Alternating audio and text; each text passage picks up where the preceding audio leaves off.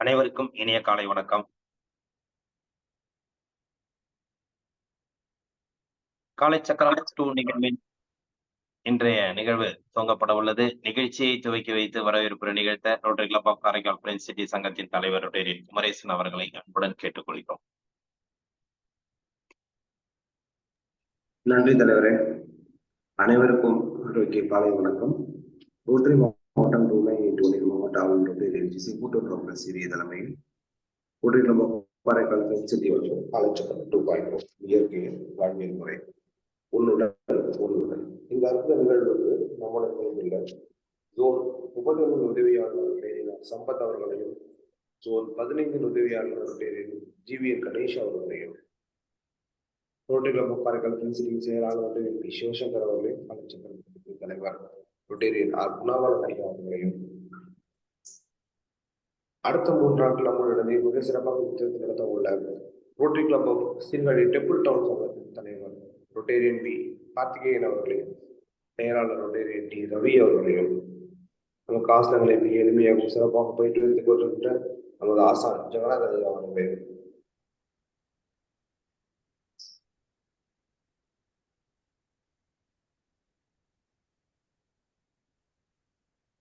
சிறப்பு வழிபாடாக இன்று நமக்கு பாரம்பரிய அரிசி வகையின் பயன்களையும் அதன் மருத்துவ குணங்களையும் மிக்க இருக்கின்ற இயற்கை வேளாண்மை காரைக்கால் பாஸ்கரையா அவர்களையும் மேலும் குழியில் பயணித்து வரும் அனைத்து நல்ல நல்ல உணவுகளையும் வருகவர்களையும் வரவேற்று தொடர்ந்து தெரிந்து நடக்குமாறு கேட்டுக்கொள்கிறேன். நன்றி. வாழ்க வளமுடன். நன்றி. வரவேற்பு எழுத்திய தலைவர் அவர்களுக்கு நன்றி. நிகழ்ச்சியின் அடுத்த நிகழ்வாக ரோட்டரி இறை வணக்கம். ரோட்டரி இறை வணக்கம் வாசிக்க வருகிறார் Rotary club of Sirkazhi temple town சங்கத்தின் தலைவர் ரொட்டேரியன் கார்த்திகேயன் அவர்கள். இறைவா, மனித குலத்தை படைத்திட்ட தந்தையே, உயர்ந்த நிறைவான நன்னெறிகளை அடிப்படையாக கொண்ட ரோட்டரி கொள்கையால் இவ்வியக்க நிறுவனரை அகத்தூண்டுதல் செய்தமைக்கு நாங்கள் உனக்கு நன்றி சொல்கிறோம். உண்மையாக ரோட்டரி மெய்ப்பொருளை ஆழமாக ஈர்த்து கொள்ளவும் அனைத்து மக்களிடையே தன்னம்பிக்கையும் அமைதியையும் நிலைநாட்டி ஓய்வின்றி உழைக்கவும் நிறம், சமயம், தேசம் என்ற தடைகளை பாகுபாடுகளை நீக்கவும் பொருளாதார சமய தடைகளை களையவும் மேலும் மனிதத்துவத்தின் புனிதத்தையும் தொழிலின் மேன்மையும் முறையாக புரிந்து கொள்வதன் மூலம் எல்லா மனிதர்களும் எல்லா குடும்பங்களும் எல்லா நாடுகளும் நட்புறவுடனும் தோழமையுடனும் வாழ்ந்திட உன் புனிதமான திருவுடலை சுற்றி ஒன்று கூடி நீயே உண்மையான காரணகர்த்தா என்று புகழ்ந்திட எங்கள் ஒரே உண்மையான ஆதி அந்தம் இல்லாத எல்லோரும் விரும்புகின்ற தந்தையை இங்கே கூடியுள்ள ரொட்டேரியன்களாகிய நாங்கள் எங்களுக்கு உதவி செய்யும்படி உன்னை இறைஞ்சுகிறோம். நன்றி சார். ரோட்டரி இறை வணக்கமாக Rotary club of Sirkazhi temple town சங்கத்தின் தலைவர் ரொட்டேரியன் கார்த்திகேயன் அவர்களுக்கு நன்றிகளையும் வாழ்த்துக்களையும் தெரிவித்துக் கொண்டு நிகழ்ச்சியில் கலந்து கொண்டு சிறப்பித்துக் கொண்டிருக்கும் செயலாளர் ரொட்டேரியன் ரவி அவர்களையும் என்று வரவேற்று நிகழ்ச்சியின் அடுத்த நிகழ்வாக இறை வேண்டுதல் அளிக்க ஆசான் ஜெகநாதன் ஐயா அவர்களை அன்புடன் கேட்டுக்கொள்கிறோம். அனைவருக்கும் இனிய காலை வணக்கம். மண்ணும் நீ விண்ணும் நீ மறிகடல்கள் ஏழும் நீ என்னும் நீ எழுத்தும் நீ இசைந்த பன்னெழுத்தும் நீ மண்ணும் நீ விண்ணும் நீ மறிகடல்கள் ஏழும் நீ என்னும் நீ எழுத்தும் நீ இசைந்த பன்னெழுத்தும் நீ கண்ணும் நீ மணியும் நீ கண்ணுள்ளாடும் பாவை நீ நன்னும் நேர்மை நின்ற பாதம் நன்னும் மாறு அருளிடாய் கண்ணும் நீ மணியும் நீ கண்ணுள்ளாடும் பாவை நீ நன்னும் நேர்மை நின்ற பாதம் நன்னும் மாறு அருளிடாய். வாழ்க வளமுடன். நன்றி ஐயா. அடுத்த நிகழ்வாக அடிப்படை வணக்கம். வைகரை துயிலில் அன்னைக்கு வணக்கம், தந்தைக்கு வணக்கம், ஆசான் அவர்களுக்கு வணக்கம். வைகரை துயிலில் அன்னைக்கு வணக்கம், தந்தைக்கு வணக்கம், ஆசான் அவர்களுக்கு வணக்கம்.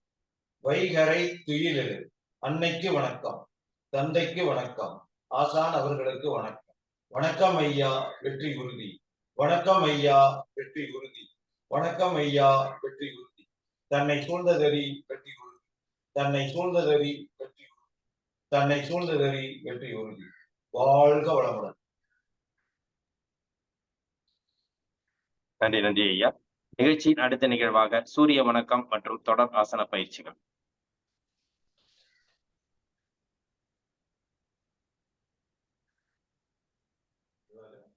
செய்யப்போகும் பயிற்சி சூரிய வணக்கம். சூரிய வணக்கம் 12 நிலைகள் இருக்கு. தயார் நிலை 1,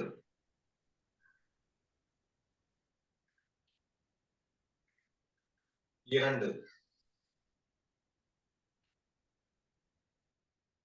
3,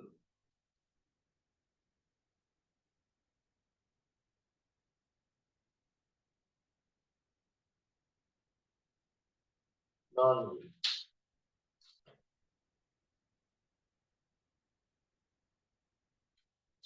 5,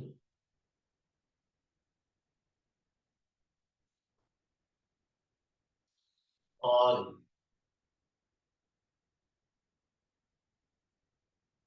7,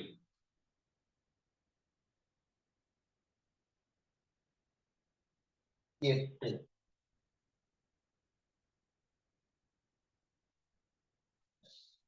9,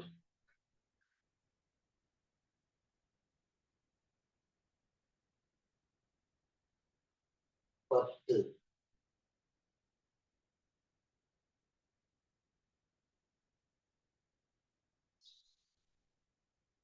11,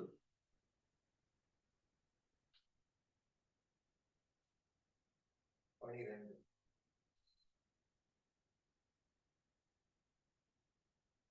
ஒரு ஆழமான மூச்சு எடுத்து மெதுவா மூச்சு ஏற்றணும்.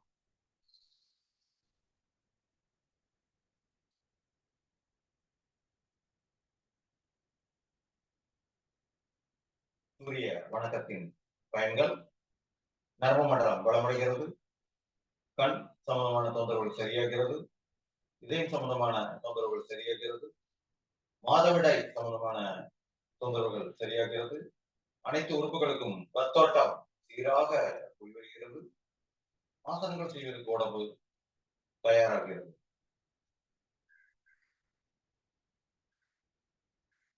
ஆசனம் கால் ஒரு அடி இடைவெளி வச்சுக்கிறோம்.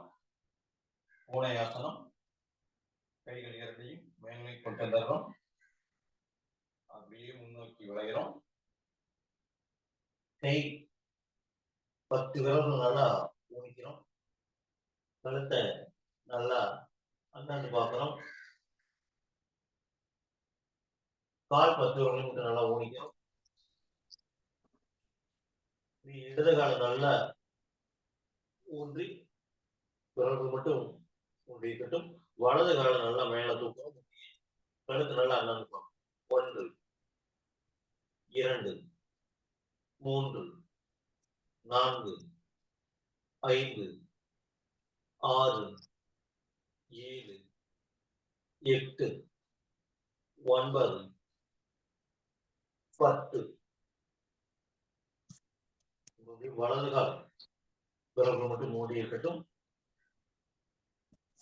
இடது கால் நல்லா மேல தூக்கணும். நல்லா கழுத்து அண்ணாந்து பார்க்கணும். 1, 2, 3, 4, 5, 6, 7, 8, 9, 10. மெதுவா கைகளை கிட்ட கொண்டு வந்து மேல வந்துடுறோம்.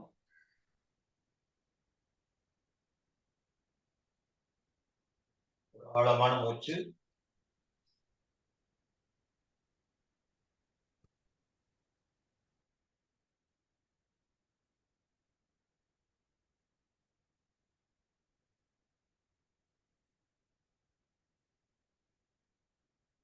இந்த பூனை ஆசனத்தோட நன்மைகள்: முதுகுத்தண்டு நல்ல பலமடைகிறது, மலச்சிக்கல் சரியாகிறது,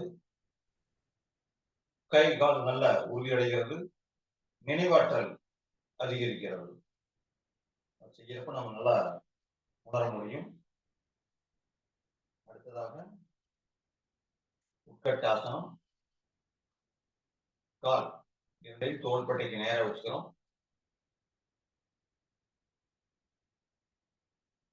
இரு கைகளையும் தோள்பட்டைக்கு நேரா நீட்டிக்கிறோம்.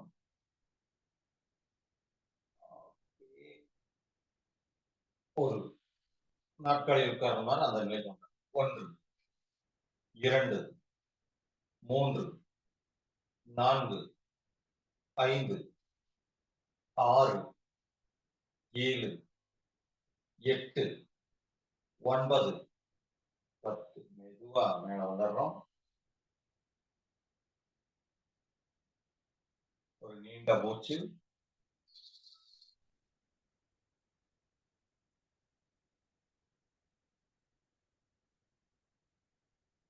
மூட்டு வலியை சரி செய்யக்கூடிய ஒரு முக்கியமான ஆசனம் இந்த உட்கட்டாசனம். தொடர்ந்து செய்யறப்போ மூட்டு வலி முற்றிலுமா சரியாகும்.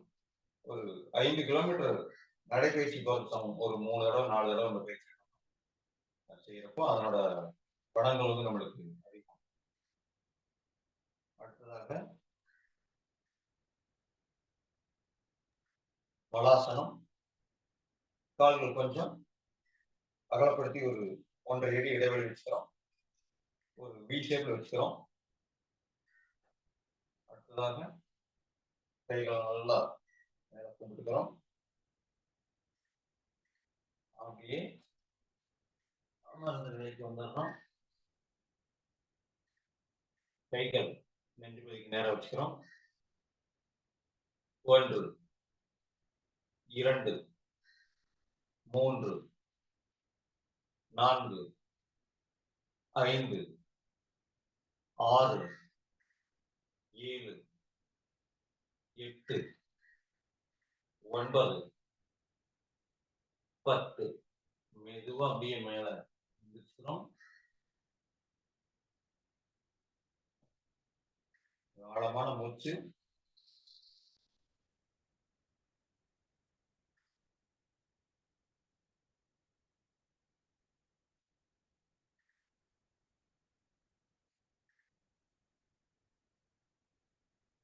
மலச்சிக்கலை சரி பண்ணக்கூடிய ஒரு முக்கியமான ஆசனம் இந்த மலாசனம்.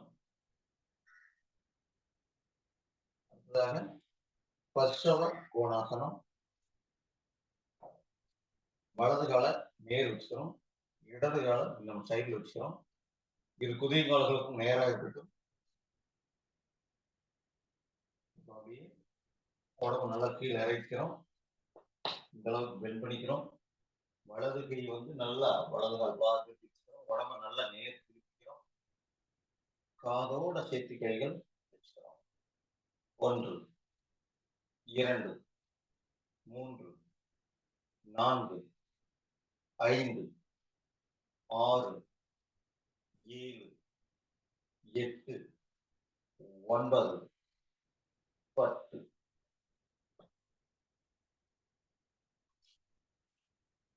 இடது கால் நல்லா நேர் வச்சுக்கிறோம். வலது கால சைடில் வச்சுக்கிறோம். உடம்பு நல்லா கீழே இறக்கிறோம். வலது கால் மட்டும் நேராக இருக்கட்டு. இடது கை வந்து இடது கால் ஒட்டி வச்சுக்கிறோம். உடம்பு நல்லா நேர் திருப்பிக்கிறோம்.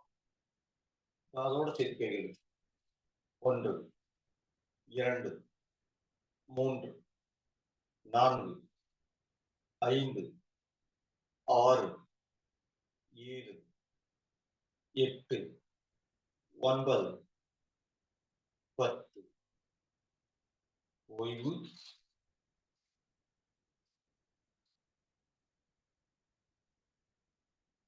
ஒரு ஆழமான மூச்சு எடுத்துக்கிறோம்.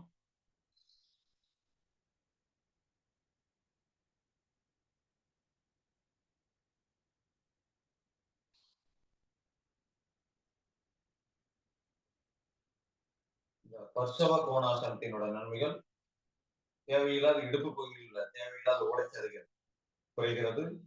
கை கால்கள் நல்ல உறுதி அடைகிறது.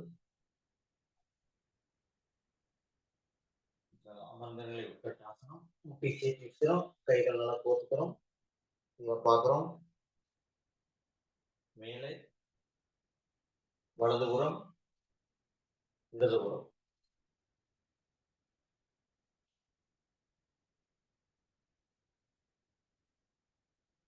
ஒரு நீண்ட மூச்சு எடுத்து மெதுவா மூச்சு காத்து வெளியேற்றுறோம்.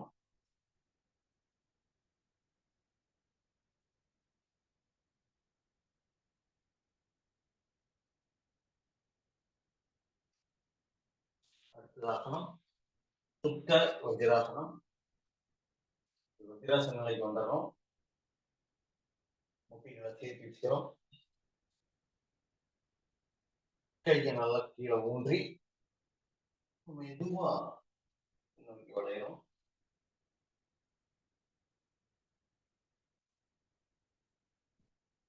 கைகள் நெஞ்சு கை பக்கத்தில் வச்சுக்கிறோம். 1 2 3 4 5 6 7 8 9 10. கைகளை ஊன்றி இரு கைகளையும் அப்படியே கணக்காலுக்கு மேல பிடிச்சு மெதுவா எந்திரிச்சுக்கிறோம்.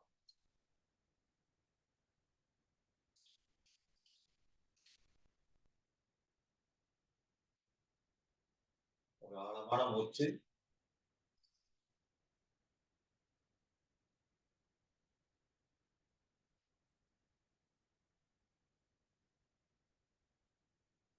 இந்த சுத்த வஜ்ராசனத்தோட நன்மைகள் கல்லீரல், மண்ணீரல், கணையம் நன்றாக இயக்கப்படுகிறது. நினைவாற்றல் அதிகரிக்கிறது. வளர்ச்சிகளை போகக்கூடிய ஒரு முக்கியமான ஆசனம். நம்ம கால் பகுதி நல்ல தொடைப்பகுதி நல்லா வலுவடைகிறது.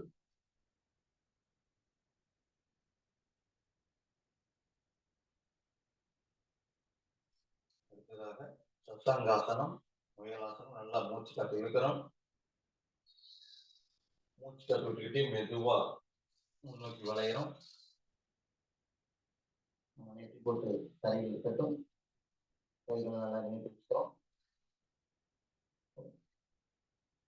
மூச்சு காத்தையே கவனிச்சு 1 2 3 4 5 6 7 8 9 10 11 12 13 14 15 16 17 18 19 20. மெதுவா மூச்சு காத்து விட்டு மேல வந்துடுறோம். மூச்சு காத்து விட்டுறோம். முயலாசனத்தின் நன்மைகள் நினைவாற்றல் அதிகரிக்கிறது. நரம்பு மண்டலம் பலமடைகிறது. முதுகுத்தண்டு நல்ல பலம் பெறுகிறது. மன அழுத்தத்தை போகக்கூடிய ஒரு முக்கியமான ஆசனம் இந்த சதாங்காசனம். அடுத்ததாக தலபாசனம். நீங்க எப்படி படுத்துக்கிறோம். முதல் நிலை புதிய நல்லா சேர்த்து வச்சுக்கிறோம். கை நல்லா முன்னாடி இருக்கிற. இரண்டாவது நிலை தாடை நேர் வச்சுக்கிறோம். கைகளை கோர்த்துக்கிறோம்.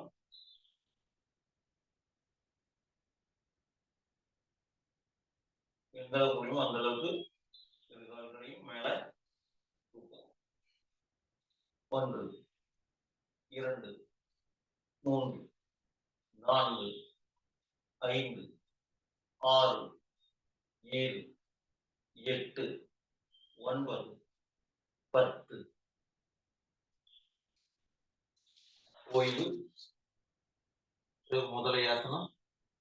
வலது கை வந்து இடது பக்க தோள்பட்டையிலும் இடது கை வலது பக்க தோள்பட்டையும் முடிச்சுக்கிறோம்.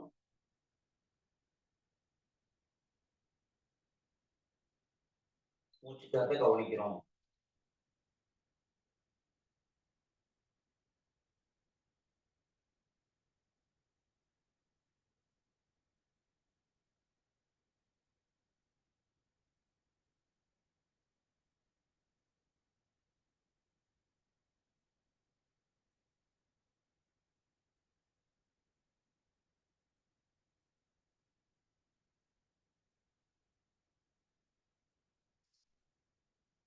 மெதுவா அப்படியே நெஞ்சு கை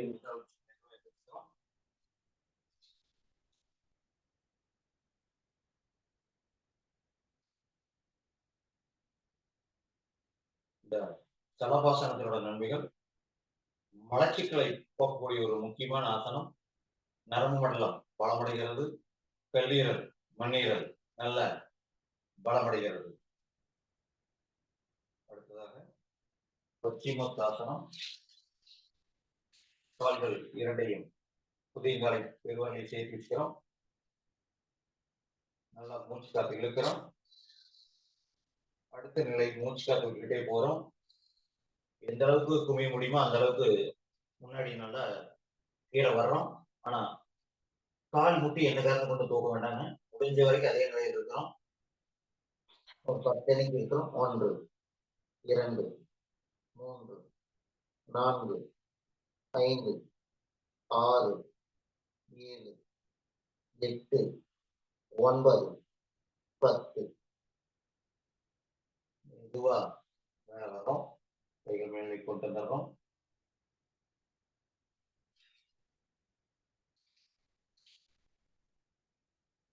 பச்சிமோத்தாசனம். தமிழ்ல இதுக்கு பறவை முக ஆசனம் பேரு. இந்த ஆசனம் செய்வதனால் முதுகுத்தண்டு நல்லா வலிமையடைகிறது. தொந்தி கரைகிறது. சக்கரை நோயை சரி செய்யக்கூடிய ஒரு முக்கியமான ஆசனம் இந்த பச்சிமோத்தாசனம். எந்த அளவுக்கு முதுகுத்தண்டு நம்மளோட வளையம் தன்மை அடையும் அந்த அளவுக்கு நம்மளோட ஆயுள் அதிகரிக்கும். தொடர்ந்து ஆசனங்கள் செய்து உடலினை உறுதிப்படுத்துவோம். மூச்சு பயிற்சி தியானம் செய்து மனதனை சீர்படுத்துவோம். அருட்பெரும் ஜோதி அருட்பெரும் ஜோதி தனி பெருங்கருணை அருட்பெரும் ஜோதி. இந்த திட்டத்தினை சிறப்பாக நடத்தி கொண்டிருக்கும் அனைத்து தோட்ட சங்கங்களுக்கும் நிகழ்ச்சியில் கலந்து கொண்ட அனைத்து நல்லுடங்களுக்கும் நன்றி, வணக்கம். நன்றி ஐயா. இன்றைய வேளையில் நமக்கு அற்புதமாக சூரிய வணக்கம் மற்றும் தொடர் ஆசன பயிற்சிகள் அளித்து சிறப்பித்த ஆசான் ஜெகநாதன் ஐயா அவர்களுக்கு நெஞ்சார்ந்த நன்றிகளையும் வாழ்த்துக்களையும் தெரிவித்துக் கொள்கிறோம். நன்றி ஐயா. நிகழ்ச்சியின் அடுத்த நிகழ்வாக ஹீலர் பாஸ்கர் ஐயாவின் தினம் ஒரு சிந்தனை ஆடியோ மூலம் கேட்க இருக்கிறோம்.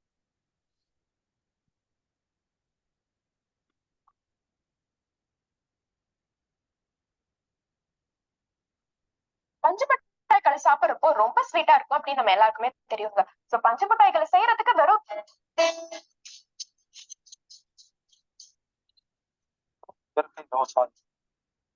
சீர்படட்டும் உலக டிவி நேயர்களே, காலை வணக்கம். இன்று வாழை இலை குளியல் பத்தி பார்க்கலாம்.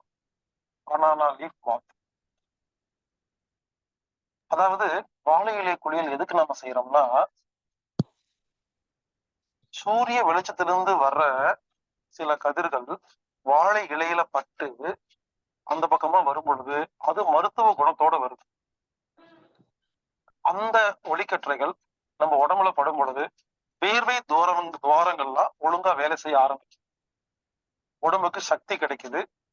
உடம்பில் உள்ள கழிவுகள் வெளியேறும். தோல் வியாதிகள் குணமாகும். பல்வேறு நன்மைகள் கிடைக்கும். எனவே 6 மாசத்துக்கு ஒருக்கா இல்ல வருஷத்துக்கு ஒரு முறை இந்த வாழை இலை குளியலை நம்ம எடுத்துட்டோம்னா ரொம்ப உடம்பு தூய்மையா நல்லா அமைதியா ஆரோக்கியமா இருக்கும். அதை எப்படி செய்யணும்னா, உடம்புல ட்ரெஸ் ரொம்ப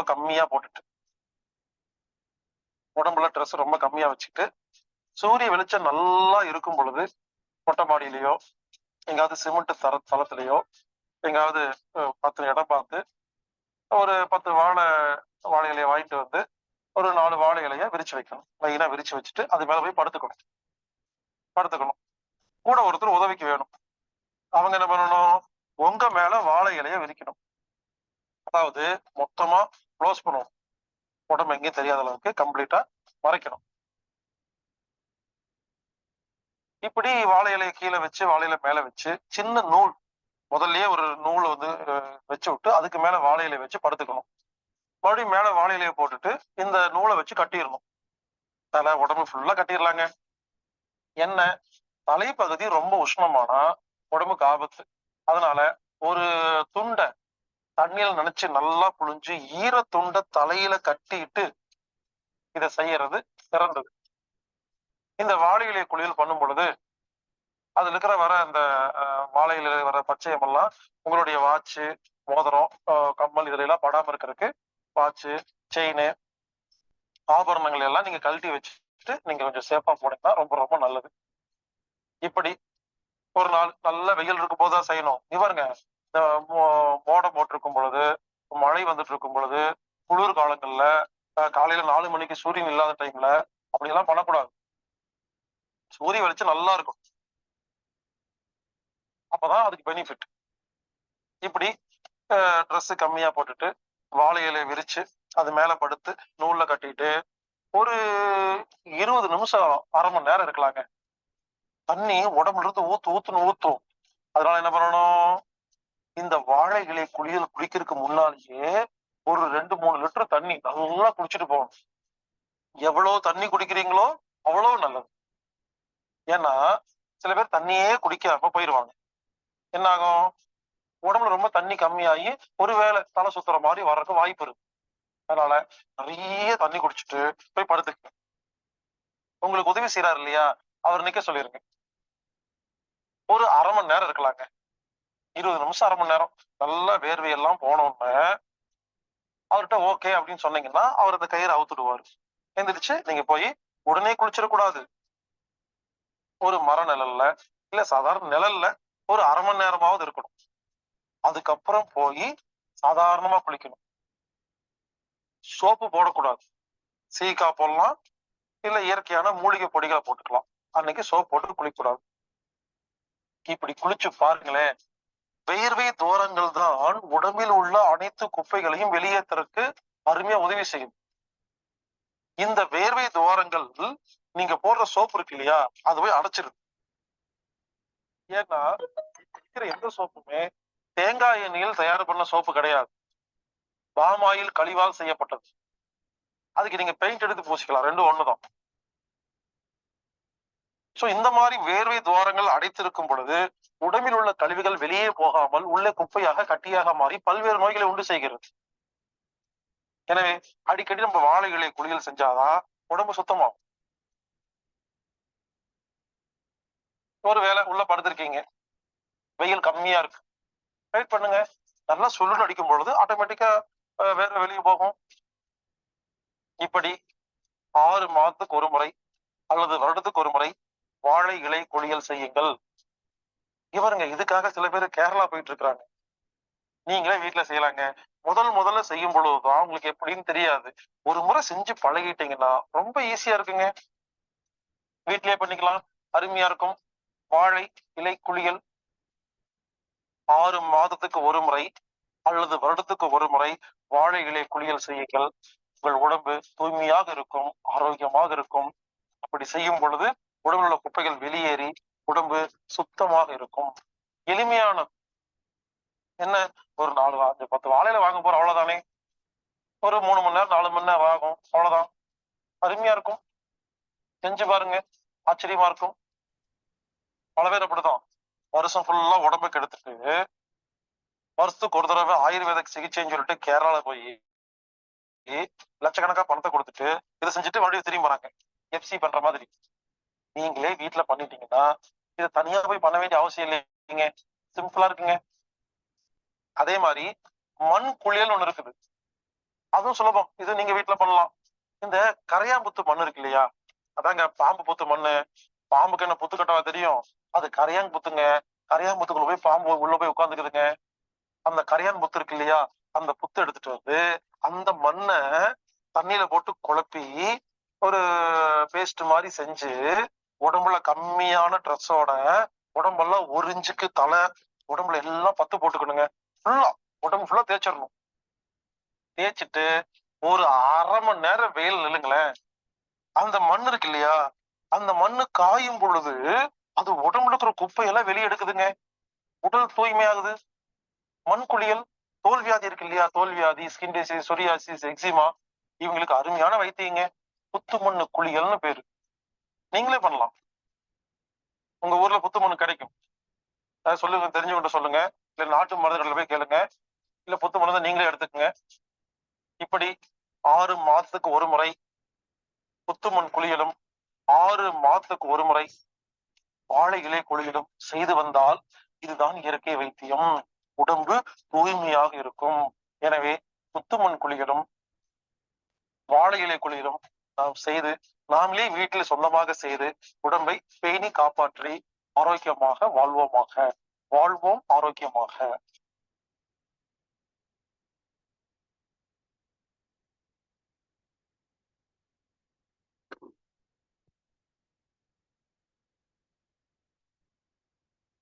நன்றி நன்றி. இன்றைய வேளையில் அற்புதமாக நமக்கு அந்த வாழை இலை குளியல் மண் குளியல் பற்றிய சிறப்பான விளக்கம் கொடுத்த இல்லர் பாஸ்கர் ஐயா அவர்களுக்கு நன்றி. ஐயா சொல்வது போல் இதற்காக நம்ம எங்கேயும் தேடி அலைய வேண்டாம். இதுக்காக பண செலவோ இதோ செய்யாமல் வெளியே ஐயா சொல்ற மாதிரி ஒரு வைத்தியம் என்ற முறையில் கேரளா சென்று அதற்கான செலவினங்கள் இல்லாமல் அவரவர்கள் வீட்டில் செய்யக்கூடிய ஒரு அற்புதமான ஒரு உடல் கழிவு பயிற்சி தான் வாழை இலை குளியல் மண் குளியல். நாமும் அந்த சிவசைலத்தில் நேரடியாக அந்த நடக்கும் இந்த வரும் 31/1/2 தேதிகளில் அந்த வாழை இலை குளியல் மண் குளியலை பற்றி உங்களுக்கு ஒரு தெரிந்து கொள்ளக்கூடிய ஒரு அற்புதமான விளக்கம் நம்ம கொடுக்க இருக்கிறோம். வகுப்பு உங்களுக்கு எடுக்க இருக்கிறோம். நேரடியாக செய்முறை பயிற்சி உங்களுக்கு செய்ய இருக்கிறோம். அதனால் கற்றுக்கொள்ள உங்களுக்கு அருமையான ஒரு வாய்ப்பு. கண்டிப்பாக அனைவரும் அந்த சிவசைலத்தில் நீங்கள் கற்றுக்கொண்டு அவரவர்கள் தங்களுடைய வீட்டிலேயே செய்து கொண்டு சிறப்படையலாம் என்ற ஒரு அற்புதமான இந்த நிகழ்வை ஐயா சொன்னது போல் நாங்களும் உங்களுக்கு தெரியப்படுத்துகிறோம் என்பதை இந்த நேரத்திலே தெரிவித்துக் கொண்டு இன்றைய நமக்கு சிறப்பு விருந்தினராக கலந்து கொண்டு சிறப்பிக்க இருக்கும் காரைக்கால் இயற்கை வழி வேளாண்மை பாஸ்கர் ஐயா அவர்கள் தொடர்ந்து வந்து பாத்தீங்கன்னா அவங்க வந்து இயற்கை வேளாண்மை இன்று நம்ம உலகம் முழுதும் எடுத்துக்கொண்டாலும் சரி, இந்திய அளவிலும் சரி, நமக்கு இந்த இயற்கை எந்த அளவுக்கு இந்த விவசாயம் நம்ம செழிப்படைந்து சிறப்பித்துக் கொண்டிருக்கிறதோ அதற்கு முதுகெலும்பாக இருந்து கொண்டு இந்த இயற்கை வேளாண்மை விவசாயத்தை இன்று வரை சிறப்பாக அதுவும் இயற்கை வழியில் விவசாயத்தை சிறப்பாக நடத்தி கொண்டு கிட்டத்தட்ட ஒரு 1000 நெல் ரகங்களை தன் சொந்த முயற்சியினால் இன்று வரை பாதுகாத்து அதில் பல ரகங்களை இன்று பயிரிட்டு அனைவருக்கும் சென்று சேர்க்கக்கூடிய பெரிய ஒரு பங்கை நமக்கு செய்து கொண்டிருக்கிறார்கள். அந்த நெகிழ்ச்சியான அந்த அவர்களுக்கு, ஏனென்றால் இன்று நமக்கு உணவு முறையில் பாரம்பரிய அரிசி கிடைப்பது என்பது அரிதான ஒரு விஷயமாக உள்ளது. அந்த பாரம்பரிய அரிசி ரகங்களை இன்று நமக்கு உண்ணக்கூடிய உணவுக்கு ஏற்றவாறு நமக்கு சிறப்பாக அந்த பயிரிட்டு நமக்கு கொடுத்து கொண்டிருக்கும் விவசாயிகளை இந்த நேரத்தில் நாம் நினைவு வந்து பாராட்ட வேண்டும். அந்த வகையிலே இன்று நமக்கு அந்த இயற்கை வழி வேளாண்மை விவசாயத்தை சிறப்பாக செய்து 1000 ரகங்களை பாதுகாத்து கிட்டத்தட்ட நூற்றுக்கணக்கான ரகங்களை பயிரிட்டு என்று சிறப்பித்துக் கொண்டிருக்கும் காரைக்கால் இயற்கை வழி வேளாண்மை பாஸ்கர் ஐயா அவர்கள் நமக்கு அந்த இயற்கை வழி வேளாண்மை அரிசி ரகங்களை பற்றி மற்றும் அதனுடைய மருத்துவ குணங்களை பற்றி எடுத்துரைக்க ஐயா அவர்களை அன்புடன் கேட்டுக்கொள்கிறோம். வணக்கம். அனைவருக்கும் இனிய காலை வணக்கம். காரைக்கால் பிரெஞ்சு சிட்டி ரோட்டரி சங்கம் நடத்தக்கூடிய இந்த காலை சக்கரம் என்று சொல்லக்கூடிய இந்த நிகழ்வு 2.0 என்று சொல்லக்கூடிய ஒரு கட்டத்துல வந்து பெரிய பங்கை நிகழ்த்தி கொண்டிருக்காங்க. அதுல வந்து அடிப்படையா வந்து ஜூம் மீட்டிங் மட்டும் இல்லாம பல இடங்கள்ல நான் கலந்து கொண்ட 2 நிகழ்வுகள், ஒன்று வந்து கொல்லிமலை, மற்றொன்று வந்து நம்மாளருடைய வானகம். அந்த 2 இடங்களிலும் நேரடி பயிற்சிகள் மற்றும் பல்வேறு நிகழ்வுகளை வந்து அங்க நிகழ்த்தினாங்க. அது போல இப்ப 3ஆவதாக வர இருக்கக்கூடிய வெள்ளி சனி ஞாயிறு 3 நாட்கள் வந்து அங்கேயும் நேரடியாக நம்ம என்னெல்லாம் இங்க இந்த நிகழ்வுகள்ல தொடர்ந்து பயிற்சி தரப்பட்டு வருகிறதோ அந்த நிகழ்வினுடைய ஒரு முழுமை, அதாவது முழுமை என்று சொல்ல என்பதை விட ஒரு நேரடியான பயிற்சியை வந்து கொடுக்க இருக்கிறாங்க. அதுல எல்லாரும் நேரில் சந்திப்போம். வாய்ப்பு இருக்கக்கூடிய எல்லோருமே வந்து நிச்சயமாக அதுல கலந்து கொண்டீங்கன்னா இந்த நிகழ்வுல கலந்து கொள்ளக்கூடிய எல்லோரையும் நேரில் சந்திக்கக்கூடிய வாய்ப்பும், அதை பற்றிய ஒரு நேரடியாக சந்தித்து பேசும்போது என்னதான் நம்ம இது போல ஜூம் மீட்டிங் எல்லாம் பேசினாலும் நேரடியா பேசும்போது அதனுடைய புரிதல்கள் என்பதும் அதனுடைய ஆழமான செயல்பாடுகள் நமக்கு புரிய வரும். ஏன்னா நம்ம இந்த இயற்கை வழி வேளாண்மையில நிறைய விஷயங்களை வந்து ஃபோன் மூலமா கேட்டுப்பாங்க, நிறைய யூடியூப் வீடியோ பார்ப்பாங்க. ஆனா என்னதான் இருந்தாலும் நானே கூட ஆரம்ப கட்டத்துல ஒரு 15 ஆண்டுகளுக்கு முன்பாக இந்த வேளாண்மை பற்றிலாம் நூல்கள் எல்லாம் படித்துட்டு போவோம். அப்ப அதுல கிடைக்க முடியாத அனுபவம் ஒரே ஒரு நேரடியாக இயற்கை வழி வேளாண்மை செய்யக்கூடிய ஒரு பெரியவர்கிட்ட போயிட்டு நான் ஒரு நாள் அவர் கூட இருந்துட்டு வந்தேன். அந்த ஒரு நாள் இருந்துட்டு வந்தது என்பது வந்து ஒரு பெரிய மாற்றத்தை வந்து கொடுத்தது. அப்பதான் அதை பத்திய ஒரு முழு புரிதல் வந்தது. அது போலதான் இப்ப நேரடியா சந்திக்கக்கூடிய விஷயங்களும் வந்து ஒரு வலுவான புரிதல்களை வந்து நமக்கு கொடுக்கும் அப்படின்னு நான் நினைக்கிறேன். இரண்டாவதாக இன்று நம்ம இயற்கை வழி வேளாண்மை பற்றி நம்ம சொல்லணும் அப்படின்னா, இன்று உலக அளவில் இந்த இயற்கை வழி வேளாண்மை என்பது மெதுவாக, அது ரொம்ப ஸ்லோவா இதுல இன்னைக்கு அடியெடுத்து வைத்து இந்த இயற்கை வழி வேளாண்மை என்பது படிப்படியாக முன்னேறி வருது. அதன் அடிப்படையில் பாத்தீங்கன்னா இந்த உலகம் முழுவதும் பாத்தீங்கன்னாக்க இன்னைக்கு ஒரு 1.6% 100க்கு 1.6% வந்து இன்று இயற்கை வழி வேளாண்மைக்கு இந்த நிலப்பரப்புகள் வந்து மாற்றப்பட்டிருக்கு. அது இந்தியாவில் பாத்தீங்கன்னாக்கா 3.82 என்கிற அளவுக்கு இந்தியாவில் வந்து இந்த இயற்கை வழி வேளாண்மைக்கு நிலங்கள் மாற்றப்பட்டிருக்கு. இதுல வந்து பாத்தீங்கன்னா ஒரு இந்த சொல்லக்கூடிய நிலப்பரப்புல பாதி பகுதிகள் வந்து இயற்கையாவே இருக்கக்கூடிய காடுகள், வனப்பகுதிகள்லாம் சேர்ந்துதான். அப்படி பாத்தீங்கன்னா இந்தியா முழுவதும் நேரடியாக உழவர்கள், விவசாயிகள் செய்யக்கூடிய பரப்பளவு என்பது இன்று நான் சொல்லக்கூடிய இந்த கணக்கெடுப்பு என்பது 2021, 22 இப்ப இந்த 23, 24ல ஒரு 2.5% நிலப்பரப்புக்கு மட்டும்தான் இந்த இயற்கை வழி வேளாண்மைக்கு நிலங்கள் வந்து மாற்றப்பட்டிருக்கு. மற்ற எல்லா நிலங்களுமே வந்து ரசாயன வேளாண்மைக்கு கீழே தான் வந்து இருக்கு. அதே போல உலக அளவுல இந்த நிலப்பரப்பு அடிப்படையில பாத்தீங்கன்னா இந்தியா வந்து 6வது இடத்துல இருக்கு. மற்ற நாடுகளை காட்டிலும் ஆஸ்திரியா போன்ற நாடுகள் வந்து கிட்டத்தட்ட 25% நிலப்பரப்புல வந்து இயற்கை வழி வேளாண்மை செஞ்சுட்டு இருக்காங்க. அது போல குறைவான நாடுகள் தான் 25%, 40%. சிறு சிறு நாடுகள் மட்டும்தான் இந்த இயற்கை வழி வேளாண்மைக்கு இருக்கு. ஏன்னா அதுக்கு அடிப்படை காரணம் அங்க பெரிய அளவுல இந்த ரசாயனங்கள் உள்ள போகவே இல்லை. அதாவது போயிட்டு வெளியில வந்துட்டாங்க அப்படிங்கிறது இல்லை. அவங்க முழுமையாக அவர்கள் இயற்கை வழி வேளாண்மையிலேயே தான் இருக்கிறாங்க. அங்க இந்த கம்பெனிகள் போகல அப்படிங்கிறதுதான் அடிப்படையான உண்மை. அதே போல இந்தியாவில் வந்து பாத்தீங்கன்னாக்க உலகிலேயே ஒரு மாநிலம் வந்து முற்றிலுமாக இயற்கை வழி வேளாண்மையில இருக்கு.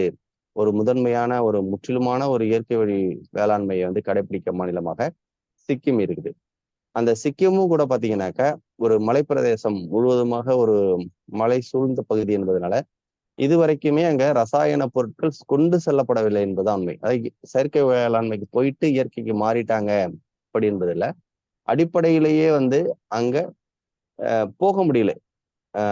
ரசாயன பொருட்களை கொண்டு செல்வதிலே வந்து நிறைய சிக்கல்கள், அதாவது பொருளாதார ரீதியாக மலைப்பகுதி என்பதனால இந்த பொருட்கள்லாம் கொண்டு செல்லும் போது அதிகப்படியான விலை உயர்வு என்பது ஏற்படுது. அதனால வந்து அங்க இருக்கக்கூடிய விவசாயிகளால் அதை வாங்கி பயன்படுத்தக்கூடிய ஒரு சூழல் இல்லைங்கிறதுனால அது மலை சார்ந்த பகுதி, காடு சார்ந்த பகுதி என்பதனால பெரும்பாலும் அது இயற்கையாகவே தக்க வைக்கப்பட்டு வந்திருக்கிறது. தொடர்ந்து சிறு சிறு ரசாயன பயன்பாடுகள் இருந்தாலும் அதை முற்றிலுமாக தவிர்த்து அது ஒரு முழு இயற்கை மாநிலமாக, இயற்கை வழி வேளாண்மை மாநிலமாக மாறி இருக்கிறது. இதுதான் அடிப்படையான ஒரு உண்மை. ஆக ஒரு ஒரு பெரிய ஒரு சூழலுக்கு நம்ம உட்பட்டுட்டோம்னா அதுல இருந்து மீண்டு வருவது என்பது எவ்வளவு ஒரு கடினமான ஒரு வேலை என்பது இதன் மூலமாக நமக்கு தெரியும். அதனாலதான் இன்னைக்கு இயற்கை வழி வேளாண்மை என்பது மெதுவாக, மிக மிக மெதுவாக, கிட்டத்தட்ட பாத்தீங்கன்னா நம்ம பல ஆண்டுகளாக இயற்கை வழி வேளாண்மை பற்றி பேசிட்டு வரோம். ஆனா வெறும் ஒரு 4%க்குள்ளதான் இன்று வரை இயற்கை வழி வேளாண்மை வந்து நாடு முழுவதும் நிலப்பரப்புகள் இருக்கு. அதுலயும் பாதி அளவுக்கு தான் நம்ம வந்து விவசாயிகளாக செய்யக்கூடிய நிலப்பரப்புகள், பாதிக்கு பாதி இயற்கையாகவே காடு சார்ந்த பகுதிகளை உள்ளடக்கியதான் அந்த 4%. ஆக நம்ம இன்னும் வேகமாக இதில் நாம் வந்து வேலை செய்ய வேண்டியதா இருக்குது. ஏன்னா இந்த இயற்கை வழி வேளாண்மைக்கு திரும்பிட்டோம்னாலே ஒரு 50% இந்த சூழல் கேடுகளை வந்து நம்ம தவிர்த்து விட முடியும். நிலக்கல்ல போடக்கூடிய ரசாயனங்கள், காற்றில் கலக்கக்கூடிய பல்வேறு அதற்கான உற்பத்தி தொழில்கள் என்று அடுக்கடுக்காக இந்த வேளாண்மையை சுற்றி சூழல்கள் வந்து சீர்கெடுது. நிலத்துல போடுற ரசாயனத்தை தாண்டி விவசாயத்துக்கு வெளியில வந்து நிறைய வந்து வேலை செஞ்சுட்டு இருக்கிறாங்க. இந்த வேளாண்மைக்காக செஞ்சுட்டு இருக்கிறாங்க. அது எல்லாத்தையுமே நம்ம இயற்கை வழி வேளாண்மை செய்வதன் மூலமாக, இன்னும் சொல்ல போனால் நாம் இயற்கை உணவுப் பொருள்களை பயன்படுத்துவதன் மூலமாக மாற்ற முடியும். வேளாண்மை செய்வதால் மட்டும்தான் மாற்ற முடியுமா அப்படின்னா கிடையாது. நம்ம பயன்படுத்த துவங்கினாலே பிறருக்கு வந்து நம்ம இதை கொண்டு சேர்த்தாலே போதும், நம்ம வந்து முற்றிலுமாக இயற்கை வழி வேளாண்மைக்கு வந்து நம்ம திரும்பிடுவோம். அதாவது இந்த சூழல் கேடுகள்ல இருந்து நம்ம வெளிவர முடியும். அதுதான் உண்மை. நம்ம வந்து நேரடியாக நம்ம தான் செய்யணுன்ற அவசியம் இல்லை. நம்ம பயன்படுத்த துவங்கினாலே அல்லது மற்றவர்களுக்கு இதை கொண்டு சேர்த்தாலே வந்து படிப்படியாக நம்ம வந்து இயற்கை வேளாண்மைக்குள்ள வந்துட முடியும். அதுதான் வந்து உண்மையான செய்தி. இந்த ஆண்டு பார்த்தீங்கன்னா எப்பயுமே எல்லாரும் விரிவாக பார்த்த ஒரு விஷயம், மிக அதிகமான வெப்பநிலை, கிட்டத்தட்ட 42 டிகிரி அளவுக்குலாம் வந்து போனதாக தெரியுது. அதை வைத்து எவ்வளவு பெரிய செய்திகள் எல்லாம் உருவாக்கப்பட்டது, இன்னும் வெப்பநிலை உயரும் போன்ற செய்திகள்லாம் வந்தது. ஆனா இயற்கைக்கு கீழே நம்ம எவ்வளவு சாதாரணம் என்பதுதான் வந்து அடுத்து வரக்கூடிய ஒரே வாரத்துல தலைகீழாக கிட்டத்தட்ட ஒரு 10 நாளா பார்த்தீங்கன்னாக்கா ஒரு மழைக்காலம் போலவே தமிழ்நாடு முழுவதும் அடைமழை வந்து பெஞ்சிட்டு இருக்கு. அதுவும் அக்னி நட்சத்திரம் போன்ற சூழல்ல வந்து மழை பெஞ்சிட்டு இருக்குது. எல்லாமே நம்ம இயல்பா இல்லாம இயல்புக்கு மாறாக தான் நடந்துட்டு இருக்கிறத நம்மளால பார்க்க முடியுது. பொதுவாக வந்து இந்த அக்னி நட்சத்திரம் என்று சொல்லக்கூடிய காலகட்டங்கள்ல அதிகமான வெயில் என்பது இருக்கணும், இருந்தா நல்லது. அது வந்து சற்று முன்கூட்டியே அந்த உக்கிரமான வெயில் என்பது இருந்தது. அக்னி நட்சத்திர காலத்துல வந்து அது ஒரு கர்ப்ப காலம் என்று சொல்லக்கூடிய அளவுக்கான காலகட்டம். அந்த காலத்துல மழை பெய்யக்கூடாது என்று சொல்லுவாங்க. ஆனா அந்த அக்னி நட்சத்திரம் முழுவதுமாக நமக்கு மழை பெய்து ஒரு ஒரு அசாதாரணமான சூழ்நிலை தான் நிலவிக்கிட்டு இருக்கு. பல இடங்கள்ல வெள்ளங்கள், நிலச்சரிவுகள் இதெல்லாமே நடந்துட்டு இருக்கு. இது எல்லாமே காரணம் என்னன்னா அந்த சுற்றுச்சூழல். இதுக்கு எல்லாமே அடிப்படையே வந்து பாத்தீங்கன்னா இயற்கை வழி வேளாண்மை என்பது முற்றிலுமாக நமக்கு இருந்தால் நிச்சயமாக நம்ம இந்த இயற்கை சார்ந்த இது போன்ற சூழல் சீர்கேடுகளையும் நாம் முற்றிலுமாக தவிர்த்து கொள்ள முடியும். இரண்டாவதாக பாத்தீங்கன்னாக்க நம்ம இன்று வந்து இந்த பாரம்பரிய நெல் மற்றும் அரிசிகள் பத்தி தொடர்ந்து நம்ம பேசிட்டு வரோம். அதுல வந்து பாத்தீங்கன்னா பல மருத்துவ குணங்கள், பல நன்மைகள் வந்து நமக்கு இருக்கு. அதை வந்து நம்ம படிப்பது மட்டும் அல்லாமல் இந்த வேளாண்மை செய்து அந்த அரிசிகளை பலதரப்பட்டவர்களுக்கும் நம்ம அதை கொண்டு போய் சேர்க்கும் போது அதுல இருந்து அவர்கள் நமக்கு சொல்லக்கூடிய தகவல்கள் தான் வந்து புதுமையாகவும் ரொம்ப மகிழ்ச்சிக்குரியதாகவும் இருக்கு. அதன் அடிப்படையில பாத்தீங்கன்னா மிளகு சம்பா என்று சொல்லக்கூடிய ஒரு அரிசி, அதை 2 நாட்களுக்கு முன்பு ஒரு நண்பர் பேசும்போது சொன்னாரு, அதை சாப்பிட்டா வந்து நல்ல பசியை தூண்டுது என்று சொன்னார். அதே போன்று அவர்கள் சொல்லக்கூடிய ரிசல்ட் தான். அதே போல நேத்தி கூட ஒரு அம்மா பேசும்போது அவங்க என்ன சொன்னாங்க அப்படின்னு பாத்தீங்கன்னாக்கா, இந்த இயற்கை அரிசியை சாப்பிட்டால் மட்டும்தான் உடல் வந்து நல்லா இருக்கு, ஒரு சுறுசுறுப்பா, அதே போல நீரிழிவு நோய் இது போன்ற விஷயங்கள் இருந்தெல்லாம் நம்ம காத்து கொண்டு இருக்க முடியுது. ஒருவேளை நம்ம வாங்காம சரி பார்த்துக்கலாம் அப்படின்னு ஒரு 10 நாள் இல்ல 1 மாசம் அப்படின்னு நம்ம ஒரு அலட்சிய போக்கூட இருந்தோம்னா மீண்டும் வந்து அதனுடைய தாக்கம் உடல்ல வந்து தெரியுது. குறிப்பா வந்து செரிமான பிரச்சனைகளை வந்து உண்டு பண்ணிடுது. அதே போல பல்வேறு சிக்கல்கள், மலச்சிக்கல்கள் போன்ற பல பிரச்சனைகள் இருக்குது அப்படின்னு சொன்னாங்க. அதுக்கு வந்து பாத்தீங்கன்னாக்கா நம்ம சீரக சம்பா போன்ற அந்த விஷயங்களை வந்து நம்ம அடிக்கடி சொல்லியிருக்கிறோம். அது போன்ற விஷயங்களை தான் அவங்க எடுத்துக்கிறாங்க. அவங்க வந்து இந்த செரிமான பிரச்சனைகளுக்கும் மலச்சிக்கல் போன்ற பிரச்சனைகளுக்கும் இதை எடுத்துக்கிறாங்க. இந்த 2 இன்று ஒரு முக்கியமான ஒரு விஷயமாக பார்க்கப்படுகிறது. ஒன்று, நாம் சாப்பிடக்கூடிய உணவு என்பது செரிமானமாக வேண்டும். மற்றொன்று வந்து மலச்சிக்கல் இல்லாமல் இருக்கும். இந்த நிகழ்வுகள் 2ம் சரியாக நடந்து விட்டாலே உடல் வந்து பாதி நலத்தோடு இருக்கும்.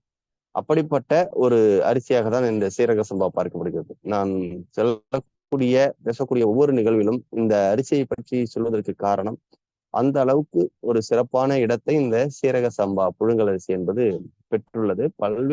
பல நூற்றுக்கணக்கான பயிர்களுடைய அந்த செரிமான பிரச்சனைகள், வாதப்பித்த கபம், அதாவது வாதம் போன்ற பிரச்சனைகள், நீரிழிவு நோய்.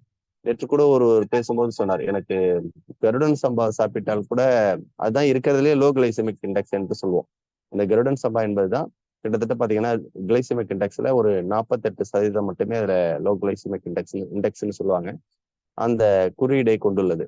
அந்த அரிசியை சாப்பிடும்போது சிலருக்கு மெல்ல செரிமானமாகும். அது சில ஆனா இந்த காலகட்டத்துல உழைப்பு என்பது மிக குறைவாக இருக்கிறது. அதனால அந்த உணவை எடுத்துக்கும் போது சில சிரமங்களை அது உண்டு பண்ணுது செரிமானம்ல. ஆனா சீரக சம்பா பார்த்தீங்கன்னா வேகமா செரித்திடும். ஆனா அந்த சீரக சம்பா சாப்பிடும் போது தன்னுடைய நீரிழிவு அளவு என்பது உயரவில்லை, குறைகிறது என்று சொல்றார். இன்னும் சொல்லப்போனா அந்த அரிசி பார்த்தீங்கன்னா இனிக்கும். அகத்தியரே சொல்லும் போது சீரக சம்பா அரிசி சாப்பிடும்போது சுவையானது என்று சொல்லியிருப்பார். தின்ன ருசியாகும் என்று சொல்லியிருப்பார். அது இனிப்பு சுவையை தான் குறிப்பிடுறாரு. வாயில் அள்ளி போட்டதுமே அது இனிக்கும். ஆனா நீரிழிவு நோயை அது உயர்த்துவதில்லை. இப்படியான ஒரு சிறப்புமிக்க அரிசியாக அந்த சீரக சம்பா அரிசி இருக்கு.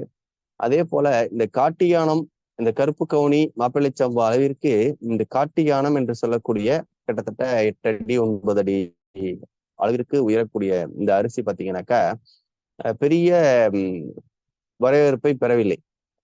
தமிழ்நாட்டில எத்தனை விவசாயிகள் இந்த ரகத்தை பயிர் செய்திருக்காங்க அப்படின்னு நீங்க எண்ணிடலாம். ஒரு 10 அல்லது 20 விவசாயிகள் தான். இவ்வளவு பெரிய மாநிலத்துல ஒரு 10 அல்லது 20 விவசாயிகள் தான் அதை உற்பத்தி பண்ணி அதை விற்பனை கொண்டு வரக்கூடிய அளவுக்கு செயல்படக்கூடியவர்கள் ஒரு 10-20 விவசாயிகள் தான் இருப்பாங்க. நீங்களே அங்க கேட்டு பார்த்தீங்கன்னா தெரியும். ஆனா இந்த அரிசி விற்பனையில பார்த்தீங்கன்னா ரொம்பவே குறைவான அளவுக்கு இருக்கு. ஆனா மருத்துவ குணம் என்று பார்த்தீங்க அப்படின்னு சொன்னா மற்ற எல்லா அரிசிகளை விடையும் பல மடங்கு. ஏன்னா அதுல பாத்தீங்கன்னா calcium, potassium, iron, selenium, vitamins, minerals எல்லாமே இருக்கு. அதுல இல்லாத ஒரு சத்துக்கள் என்பதே இல்லை. அவ்வளவு சத்துக்களும் இருக்கு. எலும்புகளை பலப்படுத்தக்கூடியது. அதனாலதான் கட்டுடை ஓணான் என்று சொல்லுவாங்க. கட்டுடல் அது அப்படியே மருவி போயிடுச்சு. கட்டுடல் கொடுக்கக்கூடிய அரிசி என்பதனால் பிற்காலத்துல அது கட்டுடை ஓணான், காட்டு யானம் என்றெல்லாம் அதுக்கு பெயர் வந்திருக்கு. அதை பத்தி எல்லோருக்குமே தெரியும். அதனுடைய உயரம் யானைகள் சென்றால் கூட அதை மறைக்கக்கூடிய அளவுக்கு அது உயரம் பொருந்திய ஒரு பயிராக இருக்கு என்பதனாலதான் அதை காட்டு யானம் என்று சொல்லியிருக்காங்க. நம்ம பல தடவைகள் இந்த காட்டு யானம் அரிசியை பத்தி பேசினாலும் எனக்கு மீண்டும் இதை பற்றி சொல்ல வேண்டும். இதை கொண்டு எல்லோருக்கும் சேர்க்க வேண்டும். இப்போ நிறைய என்னட்ட பாத்தீங்கன்னாக்கா மாப்பிள்ளை சம்பா விற்கக்கூடிய அளவிற்கு காட்டு யானமும் என்று விற்க துவங்கியிருக்கு. நான் அது பிரத்யேகமா அதை கொடுக்கறதுக்கும் நிறைய முயற்சி எடுத்தோம். அதே போல அதை சில விவசாயிகளுக்கு அந்த விதைகளை நிறைய கொடுத்து அதிகப்படியான விலை கிட்டத்தட்ட பாத்தீங்கன்னா ஒரு 1500 ரூபா 600 ரூபா தான் போன மூட்டையை இன்னைக்கு 2700 ரூபா 60 கிலோ மூட்டை 2700 ரூபா வரைக்கும் அதிகபட்சமான விலையை உயர்த்தும் போது அவர்களும் ஆர்வமாக வாங்க முன் வந்தாங்க, செய்யறதுக்கு முன் வந்தாங்க. ஏன்னா அந்த பயிரை அறுத்தெடுப்பது என்பது ஒரு போர்க்களம் போல. அதாவது அந்த பயிரை வளர்ப்பதெல்லாம் சிரமமாக தெரியாது. ஏன்னா அது இயல்பாகவே தானாகவே அந்த நெற்பயிர் வளர்ந்துடும். ஆனா அறுக்கும் போது நிறைய பிரச்சனைகளை எதிர்கொள்ற மாதிரி இருக்கும். ஏன்னா 8 அடி 9 அடி பயிர் வளர்ந்துருக்கும். அதை கையால் அறுத்து பிரட்டுவது என்பது உங்களுக்கு ஒரு 9 அடி நீளம் உள்ள ஒரு பயிரை அறுத்து எடுப்பது என்பது எவ்வளவு சிரமம் இருக்குங்கிறது தெரியும். அதுக்கு நிறைய பொருள் செலவாகும். அதோடு இல்லாம அதை எந்திரம் சரி நம்ம கையால் அறுத்து எடுக்கிறதுனா 3-4 மடங்கு செலவாகுது. அதற்கு எந்திரங்களை கொண்டு அறுவடை பண்ணலாம் அப்படின்னு முயற்சி எடுத்தோம் அப்படின்னா மிஷினே கூட பாத்தீங்கன்னாக்கா மிக நீண்ட நேரம் எடுத்துக்கும். சாதாரணமா ஒரு ஏக்கரை 1 மணி நேரத்துல அறுக்கக்கூடிய எந்திரம் என்பது ஒரு 2.5 மணி நேரமா தான் ஆகும். இந்த காட்டியான பயிர்ல சென்று அறுக்கணும் அப்படின்னு சொன்னா கிட்டத்தட்ட பாத்தீங்கன்னா ஒரு 2 மணி நேரம் எடுத்துக்கும். 2ல இருந்து 2.5 மணி நேரம் 3 மணி நேரம் கூட ஆகும். அது அந்த பயிர் எந்த அளவுக்கு படுத்திருக்கு என்பதை பொறுத்தது. அந்த அளவுக்கு நிறைய நேரங்களை எடுத்துக்கொண்டு அந்த மிஷின் அறுக்கும். அப்படி எடுத்தாதான் நிறைய சேதாரம் இல்லாமல் அந்த நெல்லை அறுத்து எடுக்க முடியும். அப்படியும் பாத்தீங்கன்னாக்கா ஒரு 5-10% வரைக்கும் நெல்மடிகள் வயல்லையே இறஞ்சிரும். ஏன்னா அந்த அளவுக்கு அந்த பயிர்கள் உயரமா வளர்றதுனால காற்றோ மழையோ அல்லது சாதாரணமா இருந்தா கூட அது எந்த ஒரு பயிர் நிறைய பேர் கேட்கறாங்க, இந்த இயற்கை பயிர்கள் நவீன பயிர்கள் போல நிக்க மாட்டுது, சாஞ்சிடுது அப்படின்னு சொல்லி கேட்குறாங்க.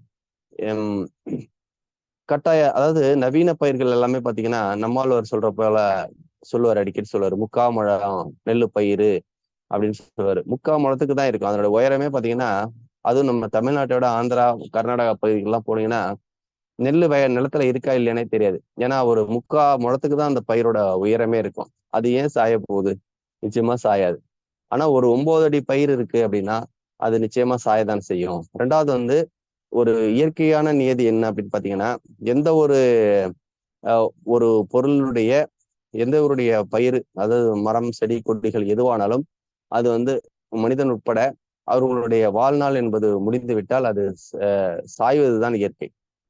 அது போன்று அதனுடைய தண்டுகள் எல்லாம் பலம் குறையும். அது ஒரு 165 நாள் பயிர் என்று சொன்னா 150 நாள் வரைக்கும் அது நேரா தான் நிற்கும். அதுக்கு பிறகு அதுல தண்டு பகுதிகளுக்கெல்லாம் செல்லக்கூடிய சத்துக்கள் குறைவு ஏற்படும் போது அந்த அதனுடைய பலம் என்பது குறைந்து கொண்டே வரும். அந்த பலம் குறைய குறைய தலையில இருக்கக்கூடிய நெல்மணிகளுடைய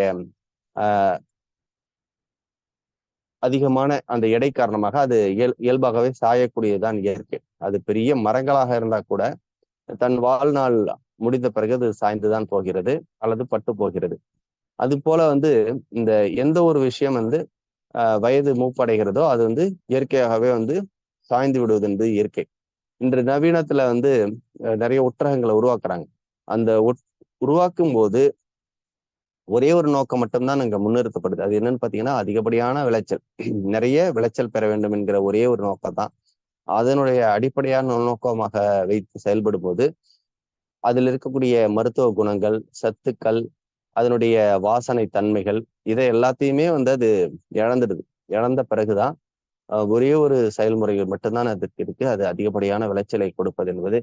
அந்த அதிகப்படியான விளைச்சலை நம்ம எடுத்துக்கும் போது அதுல வந்து வெறும் சர்க்கரை மட்டும்தான் அது உடலுக்கு கொடுக்கும். வேற எந்த சத்துக்களையோ வேற எந்த நன்மைகளையோ வந்து நம்ம அவைகள் வந்து கொடுப்பதாக இல்லை. இதுதான் இன்று நிதர்சனமான உண்மையாக இருக்கிறது. அதனால இன்னைக்கு நம்ம பார்த்தீங்கன்னா கிட்டத்தட்ட ஒரு 1000 ரகங்களை நெருக்கமாக பயிர் செய்ய திட்டமிட்டிருக்கோம். நிச்சயமா 1000 ரகங்கள் வந்திருக்கும். சென்ற ஆண்டுகள் வந்து ஐயா சொல்லும்போது 1000 ரகம்னு சொன்னாங்க. அது சென்ற ஆண்டு ஒரு 800 ரகம் பண்ணோம்.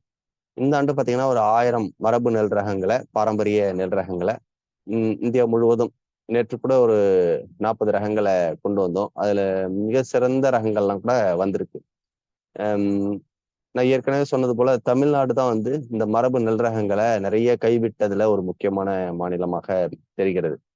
மற்ற வட மாநிலங்கள்ல கூட குறிப்பா வந்து மேற்கு வங்கம், சத்தீஸ்கர், ஒரிசா போன்ற மாநிலங்கள்ல வந்து இன்னமும் வந்து பாரம்பரிய நெல் ரகங்கள் பல ஆயிரக்கணக்கில் வந்து இருக்கு. நம்ம தமிழ்நாடை எடுத்துக்கிட்டிங்கன்னா ஒரு 100கணக்கில் தான் இருக்கு. அதனாலதான் நாங்கள் அடிக்கடி வட மாநிலங்களுக்கு சென்று அவர்களிடமிருந்து நெல் ரகங்களை பெறுவதிலும் அதுல என்ன ஒண்ணுன்னா நம்ம வட மாநில நெல் ரகங்கள் எல்லாமே ரொம்ப ஃபைன் வெரைட்டி, அதாவது சூப்பர் ஃபைன், நம்ம சாப்பிட விரும்புவது போல மிக சன்ன ரகமாக இருக்கும். பல ரகங்கள் வந்து வாசனையோட இருக்கும், நல்ல மருத்துவ குணங்கள் கொண்டதுதான். அப்படிப்பட்ட சிறப்புகளை பெற்றிருக்கு. ஆனா தமிழ்நாடு ரகங்கள் வந்து எல்லாமே பெரும்பாலும் பார்த்தீங்கன்னா கொஞ்சம் தடித்த நெல் ரகங்கள், குண்டா இருக்கும். மாப்பள சம்பா, காட்டியானம் இதெல்லாம் வந்து தமிழ்நாட்டினுடைய ரகங்கள். பூங்கார், குள்ளக்கார், நவரா, கருங்குருவை, சித்திரைக்கார், கார்த்திகை சம்பா பயிரெல்லாம் கேள்விப்பட்டோம்னா பிரமிப்பா இருக்கும். தமிழ்நாட்டில் இருக்கக்கூடிய நெல் ரகங்களுடைய பயிரெல்லாம் கேட்டீங்கன்னா ரொம்பவே நம்ம எப்படி பெயர் வச்சுக்கிறோமோ அதே போன்றுதான் வந்து வட மாநிலத்தவர்களும் வந்து சிறப்பா பெயர்களை வைத்திருக்காங்க. நேற்று கூட ஒரு நெல் ரகம் வந்தது, அதுக்கு பேர் வந்து மச்சி அப்படின்னு சொல்லி, அதாவது அத முழு பெயரை வந்து ஒரு தடவை தான் கேட்டதுனால மறந்துட்டேன். மச்சின்னு முடியும். அதாவது மீனினுடைய கண் என்று பெயர். அதை பார்ப்பதற்கே வந்து ஒரு மீனுடைய கண் போல அந்த நெல் இருக்கு. ஆக எந்த அளவுக்கு இவர்கள் அந்த இயற்கை சூழலோடு வாழ்ந்திருக்கிறாங்க, ஒன்றி வாழ்ந்திருக்கிறாங்க என்பதற்கு இதெல்லாம் ஒரு எடுத்துக்காட்டு. மீனினுடைய கண் என்று அந்த நெல்லுக்கு பெயரு. அதே போல காளான் நமக்கு அப்படின்னா கருப்பு உப்பு அப்படின்னு சொல்லுவோம். அதே போல தமிழ்நாட்டிலையும் பல ரகங்கள், மிளகு சம்பா, இது மிளகு போல இருக்கும். கொத்தமல்லி சம்பா கொத்தமல்லி போல இருக்கும். சீரக சம்பா சீரகம் போன்று இருக்கும். இது போல ஒரு பயிர் காரணங்கள் ஏன் வந்து இந்த மாதிரி வீதி விடங்கன் அப்படின்றது ஒரு நெல் இருக்கும். அப்புறம் இது போல பல நெல் ரகங்களுக்கு பெயர் வந்து இருக்கும். இப்ப கருங்குருவைன்னு ஒண்ணு இருக்கு. அதுக்கு பேர் பார்த்தீங்கன்னா ஓர்முண்டான் அப்படின்னு சொல்லி. நேத்து கூட ஒரு கட்டுரை படிக்கிறப்ப கலர் நிலங்கள் வந்து விவசாயம் செய்வதற்கு தகுதியற்றது என்று ஒரு கட்டுரை இருந்தது. ஆனா அதுக்கும் ஒரு நெல் இருந்தது. அதற்கு பெயர் வந்து கலர்பாலை. அந்த நிலம் சாதாரண இடத்துல போட்டீங்கன்னா அதனுடைய மருத்துவ குணங்களை வந்து இழந்துரும். ஏன்னா அது அந்த கலர் மண்ணில் மட்டும்தான் விளையும். கலர் மண்னா உவர் மண், அதை கடற்கரை ஓரம் இருக்கக்கூடிய இந்த மண் என்பது ஒரு 7.7 அப்படிங்கிற அளவுக்கு உறுப்பு தன்மை, அது அதனுடைய அந்த பிஹெச் வேல்யூ வந்து இருக்கும். அதே பார்த்தீங்கன்னா 8.2க்கு மேல போனா அந்த உப்பினுடைய தன்மை 8.2க்கு மேல போனாக்கா அது வந்து அதாவது கலர் மண் அப்படின்னு சொல்றோம். அந்த கலர் நிலங்கள்லையும் விளைவதற்கு கலர் பாலை என்று சொல்லக்கூடிய ஒரு நெல் ரகம் இருந்தது. மிக அற்புதமான மருத்துவ குணங்களை கொண்டது. நம்ம எதையுமே குறைவாக ஒரு மண்ணை கூட நமக்கு தாழ்த்தி கூறிவிட முடியாது. ஏன்னா ஓர்மண், இந்த ஓர்மண்ல விளையக்கூடிய அந்த கருங்குருவை, அதுக்கு மற்றொரு பெயர் வந்து பாத்தீங்கன்னாக்கா உவர்முண்டான், அதாவது உப்பை தின்னக்கூடியவன் என்று பெயர். அதுதான் உலகத்திலேயே மிக சிறந்த ஒரு மருத்துவ குணம் கொண்டது. இன்னைக்கு சித்த மருத்துவத்துல பயன்படக்கூடிய ஒரு அற்புதமான அரிசி. அந்த அரிசியை தான் வந்து நம்ம தமிழ்நாட்டு சித்தர்கள் அகத்தியர் போன்ற மாமுனிவர்கள் வந்து அந்த அரிசியை தான் வந்து உண்டு வாழ்ந்திருக்கிறாங்க. அதே போல கலர்பாலை என்று சொல்லக்கூடிய அரிசியும் பல மருத்துவ குணங்களை, அதாவது காயகல்பம் என்று நம்ம சொல்றோம். அந்த அளவுக்கு மருத்துவ குணங்களை கொண்டதான் அந்த கலர்பாலை, அதே போல இந்த ஓர்முண்டான் போன்ற அரிசிகள். இதெல்லாம் வந்து பாத்தீங்கன்னா இன்னைக்கு கிடைப்பதற்கு அரிதாக இருக்கிறது. நிறைய சென்ற ஆண்டு அதுக்கு முந்தைய ஆண்டுகள்லாம் கருங்குருவை விவசாயம் பண்ணிட்டு விற்பதற்கு ரொம்ப கஷ்டப்பட்டுட்டு இருந்தாங்க விவசாயிகள். இன்னைக்கு பாத்தீங்கன்னா மார்க்கெட்ல கருங்குருவையே இல்லை, விதை நெல்லே கிடைக்கல. பூங்காறு, கருங்குருவை போன்ற விதை நெல்களே கிடைக்கல. இதுக்கு அடிப்படை காரணம் என்ன அப்படின்னு பாத்தீங்கன்னா 2-3 ஆண்டுகளுக்கு முன்பு வேளாண்மை செய்து விற்பனை செய்ய முடியாத ஒரு சூழல் இருந்தது. இன்னைக்கு தேவை வந்து பெருகி இருக்கு. அது ஒரு நல்ல செய்தியாக இருந்தாலும், ஆனால் விதை நெல்லே கிடைக்கவில்லை. நானும் என்கிட்ட நிறைய அழைப்புகள் வரும், இந்த மாதிரி பூங்காறு வேணும், கருங்குருவை விதை நெல் வேணும் அப்படின்ட்டு. என்கிட்ட இல்லை, வேற யார்ட்டையாவது சொல்லி கேட்டு பார்த்து சொல்லி விடலாம் அப்படின்னு பார்த்தா மற்றவர்கள்ட்டையும் கூட தமிழ்நாடு முழுவதுமே இந்த விதை நெல்கள் வந்து இன்னைக்கு பெரிய அளவுக்கு வந்து ஒரு டிமாண்ட் இருக்கு. அந்த அளவுக்கு ஒரு ஒரு பக்கத்துல நம்ம பார்க்க போனோம்னா இதனுடைய தேவை என்பது அதிகரித்திருக்கு அப்படிங்கிறதையும் நம்ம பார்க்க முடியுது. நிறைய நேரம் எடுத்துட்டு நான் பேசியிருக்கேன்னு நினைக்கிறேன். நம்ம சொன்ன விஷயங்கள் வந்து உங்களுக்கு பயனுள்ளதாக இருக்கும் அப்படின்னு நான் நினைக்கிறேன். ரொம்ப நன்றி, சந்தோஷம். மீண்டும் நம்ம நேரங்களையும் சந்திப்போம். தொடர்ந்து இது போன்ற கருத்துக்களை பரிமாறிக்கொள்ளும் என்று சொல்லி என்னுடைய உரையை நிறைவு செய்கிறேன். நன்றி, வணக்கம். நன்றி ஐயா. இன்றைய வேளையில் நமக்கு அற்புதமாக இந்த காலை வேளையில் வந்து பாத்தீங்கன்னா இன்று நமக்கு முதுகெலும்பா இருந்து கொண்டிருக்கும் விவசாயம் அப்படின்னு சொல்லலாம். அந்த அளவுக்கு அந்த விவசாயத்தை தன் ஒரு உயிர் மூச்சாய் எடுத்துக்கொண்டு இன்னைக்கு வந்து பாத்தீங்கன்னா கோடான கோடி மக்கள் இருக்கின்ற இந்த தமிழ்நாட்டிலே எடுத்துக்கங்க. இருக்கின்ற இந்த தமிழ்நாட்டுல வந்து எத்தனை விவசாயிகள், அது விவசாயிகள் எடுத்துக்கிறத விட அந்த இயற்கை விவசாயிகள் எத்தனை விவசாயிகள் இன்றைக்கு வந்து இந்த பயிர்களை இட்டு நமக்கு அந்த டெய்லி நம்ம அந்த உணவு உண்ணும் அந்த பாரம்பரிய அரிசிகளை நமக்கு வந்து கொடுக்குறாங்க அப்படிங்கிறது வந்து கைவிட்டு எண்ணி விடலாம். அந்த அளவுக்கு இன்று குறுகிய ஆட்கள் தான் இருக்காங்க. ஆனா இன்னைக்கு நம்மளோட உயிர் மூச்சே அந்த விவசாயம் தான் அப்படிங்கிற அளவுக்கு இருக்குது.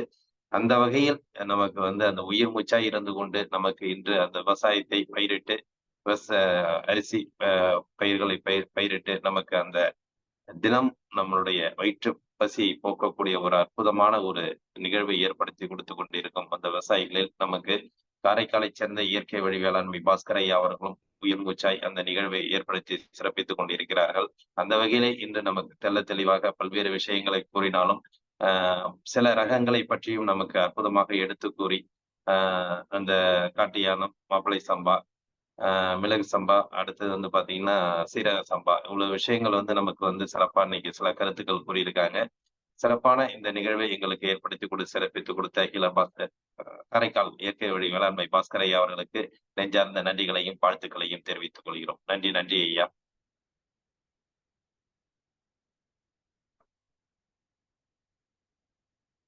மற்றும் வந்து பாத்தீங்கன்னா பாஸ்கர் ஐயா வந்து நமக்கு வந்து சிவசைலத்துல நேரடியாகவும் வர்றாங்க. அவங்களோட மரபு வணக்கம். அவங்களுடைய மரபு நெல் ரகங்களை வந்து அரிசி வகைகளை வந்து நமக்கு வந்து காட்சிக்கும் அங்க ஏற்படுத்தி கொடுக்குறாங்க. 3 நாட்கள நீங்க வந்து அந்த ரகங்களை வந்து எந்தெந்த ரகங்கள் இப்ப லேட்டஸ்டா நம்ம வந்து உண்ணக்கூடிய பாரம்பரிய ரகங்கள் வந்து கிட்டத்தட்ட 1000 ரகங்கள் பாதுகாப்புல இருந்தாலும், இன்றைய காலகட்டத்தில் நமக்கு கிடைக்கக்கூடிய ரகங்கள் என்னென்ன அப்படிங்கிறத பத்தி நமக்கு காட்சி பொருளா வைக்கிறதுக்கு ரெடியா இருக்கிறாங்க. எனவே நீங்க சிவசேலத்துல நேரடியா வந்து அந்த காட்சி பொருளை பார்த்து நீங்களும் பயன்பெற வேண்டும். மற்றும் அதனுடைய பல்வேறு விஷயங்கள், மருத்துவ குணங்கள் என்ன? அவரை எப்படி பயிரிட்டு நம்ம அதை வந்து உற்பத்தி செய்யலாம் என்பதையும் தெரிந்து கொண்டு, எப்படி நம்ம வந்து அதை உண்ண வேண்டும் என்பதையும் தெரிந்து கொண்டு சிறப்பித்தால் நன்றாக இருக்கும். ஏனென்றால் நம்ம வந்து எவ்வளவுதான் ஐயா சொன்னது போல காதுல கேட்டுட்டு இருந்தாலும், அந்த நேரடியா வந்து அந்த உணர்வுபூர்வமான அந்த விஷயங்களை தெரிந்து கொள்ளக்கூடிய அந்த நிகழ்வு தான் நமக்கு என்றைக்கும் மனதில் நிற்கும் என்பதை அனைவரும் தெரிந்து கொள்ள வேண்டும்.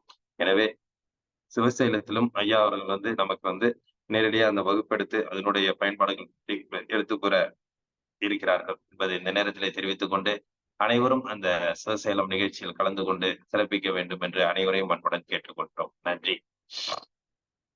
ஐயா இருக்காங்க. இதுல ஏதாவது ஒரு சில நபர்கள் சந்தேகங்கள் இருந்தா நீங்க கேட்டுக்கலாம். அரிசி, பாரம்பரிய ரகங்கள் இதனுடைய எப்படி பயிரிடுறது கூட சில கருத்துக்கள் கேட்கலாம்.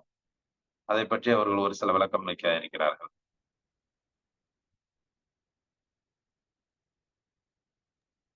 வணக்கம், நான் பன்னீர்செல்வம் பேசுறேங்க. வணக்கம் ஐயா, சொல்லுங்க ஐயா. ஐயா சொன்ன ஒரு கருத்துங்கள்ல வந்து பாத்தீங்கன்னு இந்த மழை காலம், இப்ப வெயில் காலம் தற்போது நடந்தது இல்லைங்களா? ஸோ அதை பத்தி ஒரு சின்ன கருத்து. ஆக்சுவலி வந்து பாத்தீங்கன்னு இப்ப எப்பவுமே கிட்டத்தட்ட ஒரு 7-8 வருஷம் 10 வருஷமாவே பாத்தீங்கன்னு இந்த அக்னி நட்சத்திரத்தின் போதுதான் மழை பெஞ்சு அக்னி நட்சத்திரமே இருக்குதுன்னு அதனுடைய அத்தே இல்லாம இருக்குங்க. மழை பெஞ்சிட்டே இருக்கும். அது அக்னி நட்சத்திரத்துல தான் மழை பெய்யும். ஸோ அந்த பழைய காலத்துலலாம் பார்த்தீங்கன்னாக்கா ஒரிஜினலா அந்தந்த காலகட்டத்துக்கான இயற்கை முறைகள் வந்து வந்துகிட்டு இருந்ததுங்க. ஆனா இப்ப வந்து காரணம் என்னன்னு சொல்லிச்சுனாக்கா, இப்ப மரங்கள் எல்லாமே வந்து மக்கள் எல்லாமே வந்து மரங்களை வளர்ப்பதற்கு வந்து இப்ப ரொம்ப கஷ்டப்படுறாங்க. 1. 2வது மரம் இருந்தா முதல்ல அதை வெட்டுறதுதான் முதல் தொழிலா எடுத்துக்கிறாங்க. 1. 2வது வந்து பாத்தீங்கன்னு ஒரு பழமொழி அந்த காலத்துல வந்து பழமொழி ஒண்ணு சொல்லுவாங்க. காடு ஊடாயி ஊடு வாசலாச்சு அப்படின்னு சொல்லிட்டு சொல்லுவாங்க. சோ இந்த காடு ஊடாயி ஊடு வாசலாச்சு அப்படிங்கிற பழமொழி வந்து உண்மைப்படுத்தும்படியான பழைய ஒரு ஓலைச்சுவடியில கூட எழுதப்பட்டிருக்குதான். ஏதோ ஒரு நூற்றாண்டு, அது எனக்கு சரியா ஞாபகம் இல்லை, யாரோ செவிவெளி செய்தி தான் அது. அதுல வந்து பாத்தீங்கன்னு சொன்னாங்க, ஒரு காலகட்டத்துல வந்து பாத்தீங்கன்னா 3 கிலோமீட்டருக்கு ஒரு வீடு தான் இருக்கும் அப்படிங்கிற மாதிரி வந்து அதை எழுதப்பட்டிருக்குதான். அது ஏதோ ஒரு காலகட்டம், அது எந்த காலகட்டம் சரியா ஞாபகம் இல்லை எனக்கு. ஸோ 3 கிலோமீட்டருக்கு ஒரு வீடு தான் இருக்கும் அப்படிங்கிற மாதிரி சொல்லப்பட்டிருக்குது. அதுக்கு முன்னோடியா இன்னைக்கு வந்து பாத்தீங்கன்னு காடெல்லாம் வீடாயிட்டு இருக்குங்க. காடெல்லாம் வீடாயிட்டு இருக்கு. ஸோ அதே மாதிரி வந்து பாத்தீங்கன்னா இந்த வீடெல்லாம் வாசலாகும்.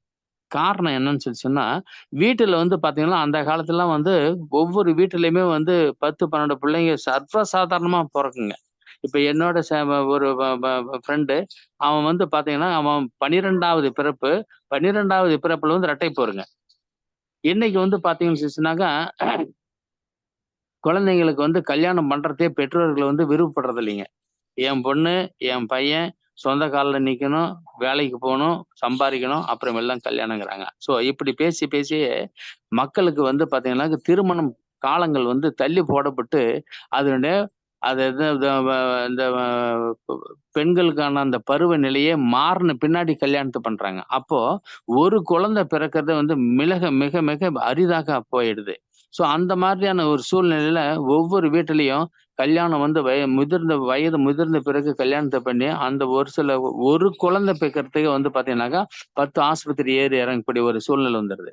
ஸோ இதே நிலை கண்டிச்சு தொடர்ந்து போச்சுன்னு சொன்னா 10 குடும்பத்துக்கு ஒரு குழந்தை கூட, இப்ப நேத்தி கூட ஒரு காலை சக்கரத்துல ஒரு வீடியோ ஒண்ணு நான் அனுப்பிச்சு விட்டுருவோம். பாத்தீங்கன்னு சொல்லிச்சுனாக்கா, நம்ம உறவு முறைகள் அண்ணன் தம்பி, அக்கா தங்கை, மாமன் மச்சான், அண்ணன் சித்தப்பா பெரியப்பா, இந்த உறவுகள்லாம் இல்லாம போயிடுங்க. ஏன்னா ஒரே ஒரு குழந்தை ஒரு வீட்டுல பிறந்தனா அந்த குழந்தைக்கு வந்து அண்ணனும் இருக்க மாட்டான், அக்கா இருக்க மாட்டான், தம்பி இருக்க மாட்டான், தங்கச்சி இருக்க மாட்டான். ஸோ அந்த மாதிரி வீட்டுல வந்து ஒரு குழந்தை பிறக்கிறதே வந்து மிகப்பெரிய ஒரு அரிதா போகும்போது அந்த இத்தனை வீடுகள் நடக்குது. இத்தனை வீடுகள் வந்து கட்டுறாங்க. இத்தனை வீடுகளுக்கும் வாழ்றதுக்கு மக்கள் இருக்க மாட்டாங்க.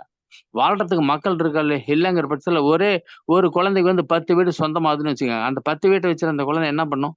அது வந்து என்ன இடிச்சு வாசலாக்கும். ஸோ இது வந்து பாத்தீங்கன்னா அந்த ஓலைச்சுவடியில சொல்லப்பட்ட கருத்து, அதாவது காடு ஊடாயி ஊடு வாசலாச்சுங்கிறதுக்கு இணையா 3 கிலோமீட்டருக்கு ஒரு வீடு தான் இருக்குங்கிறதுக்கு இணையா இப்ப வந்து முன்னோடியா இன்னைக்கு வந்து குழந்தை பிறப்பு வந்து மிக மிக குறைவா இருக்குதுங்க. ஸோ இதையெல்லாம் மாறணும்னு சொன்னா நாம என்ன பண்ணோம், ஒவ்வொரு வீட்டுக்கு இடையிலயும் வந்து பாத்தீங்கன்னு சொன்னாக்கா வீடு கட்டுறது பெருசு கிடையாதுங்க. வீட்டை சுத்திலும் மரங்கள் இருக்கணுங்க. மரங்கள் வந்து முடிஞ்ச வரைக்கும், ஏன்னா எல்லாமே வந்து காட்டு எல்லாமே விவசாய நிலத்தை எல்லாமே வந்து பாத்தீங்கன்னா பிளாட்டா போட்டாங்க. எங்க பார்த்தாலும் பிளாட், எங்க பார்த்தாலும் மல்டி ஸ்டோரேஜ் பில்டிங், வீடு தான் இருக்குதே ஒழிய உணவுக்கு வந்து பயிரிடுறதுக்கு இடமே கிடையாதுங்க. ஸோ அந்த மாதிரியான கண்டிஷன்ல இன்னைக்கு வந்து நாடு போயிட்டு இருக்குது.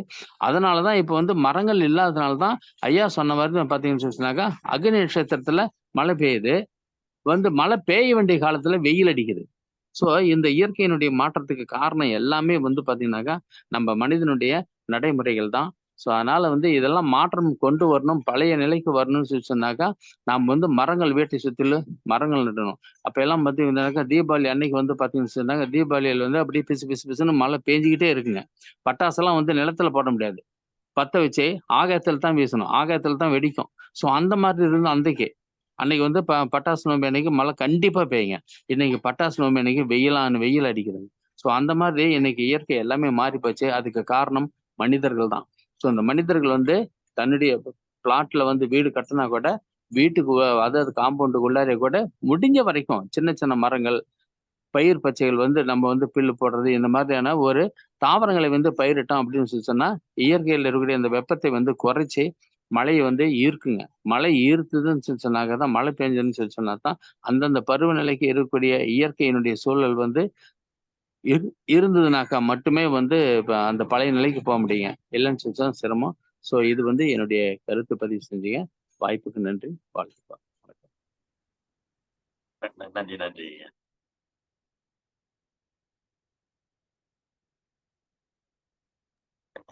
நன்றி ஐயா, நல்ல விளக்கம் நிறைய சொன்னீங்க இந்த இயற்கை சார்ந்து. இந்த தீபாவளி அன்று நீங்க சொல்லக்கூடிய நிகழ்வு வந்து நான் வந்து இந்த இயற்கை சார்ந்து வேளாண்மை பிளஸ் இந்த இது போன்ற ஒரு வாழ்வியல் சூழ்நிலையில இருக்கிறதுனால மழை பத்தி ரொம்பவே நான் ஆராய்ச்சி பண்றது, நேரடியாகவே அதை அனுபவ பூர்வமாக எப்போது மழை வரும் வராது என்றெல்லாம் நம்ம தொடர்ந்து கணிச்சிட்டு வர்றது. அதை பத்தி கூட நான் நிறைய வீடியோ எல்லாம் என்னுடைய யூடியூப் சேனல்ல எல்லாம் நான் போட்டிருக்கேன். அந்த மழை என்று சொல்லப்போ அதுவும் குறிப்பா நீங்க தீபாவளி என்று சொன்னீங்க இல்லையா, முற்காலத்துல பாத்தீங்கன்னா இந்த தீபாவளியே வந்து கொண்டாடும் போது வேட்டுகள் போடுவாங்களாம். இந்த வானத்தை நோக்கி வேட்டுகள் போடுவது. இப்ப கூட நம்ம அந்த கொளுத்தி மேல விட்டோம்னா ராக்கெட் என்று சொல்றோம், அது போல அந்த வேட்டுகள் போடுவாங்க. அது எதுக்கு அப்படின்னு பாத்தீங்கன்னாக்க, தொடர்ந்து 40 நாள் 2 மாதங்கள் வந்து தொடர்ந்து மழை பெய்து கொண்டே இருக்குமா. பூமி வந்து வெயிலையே பார்க்காத அளவுக்கு தொடர்ந்து மழை தூறல்கள் இருந்து கொண்டே இருக்கும். அந்த மழையை நிறுத்துவதற்காக இந்த வேட்டுகளை வந்து போடுவாங்களாம்.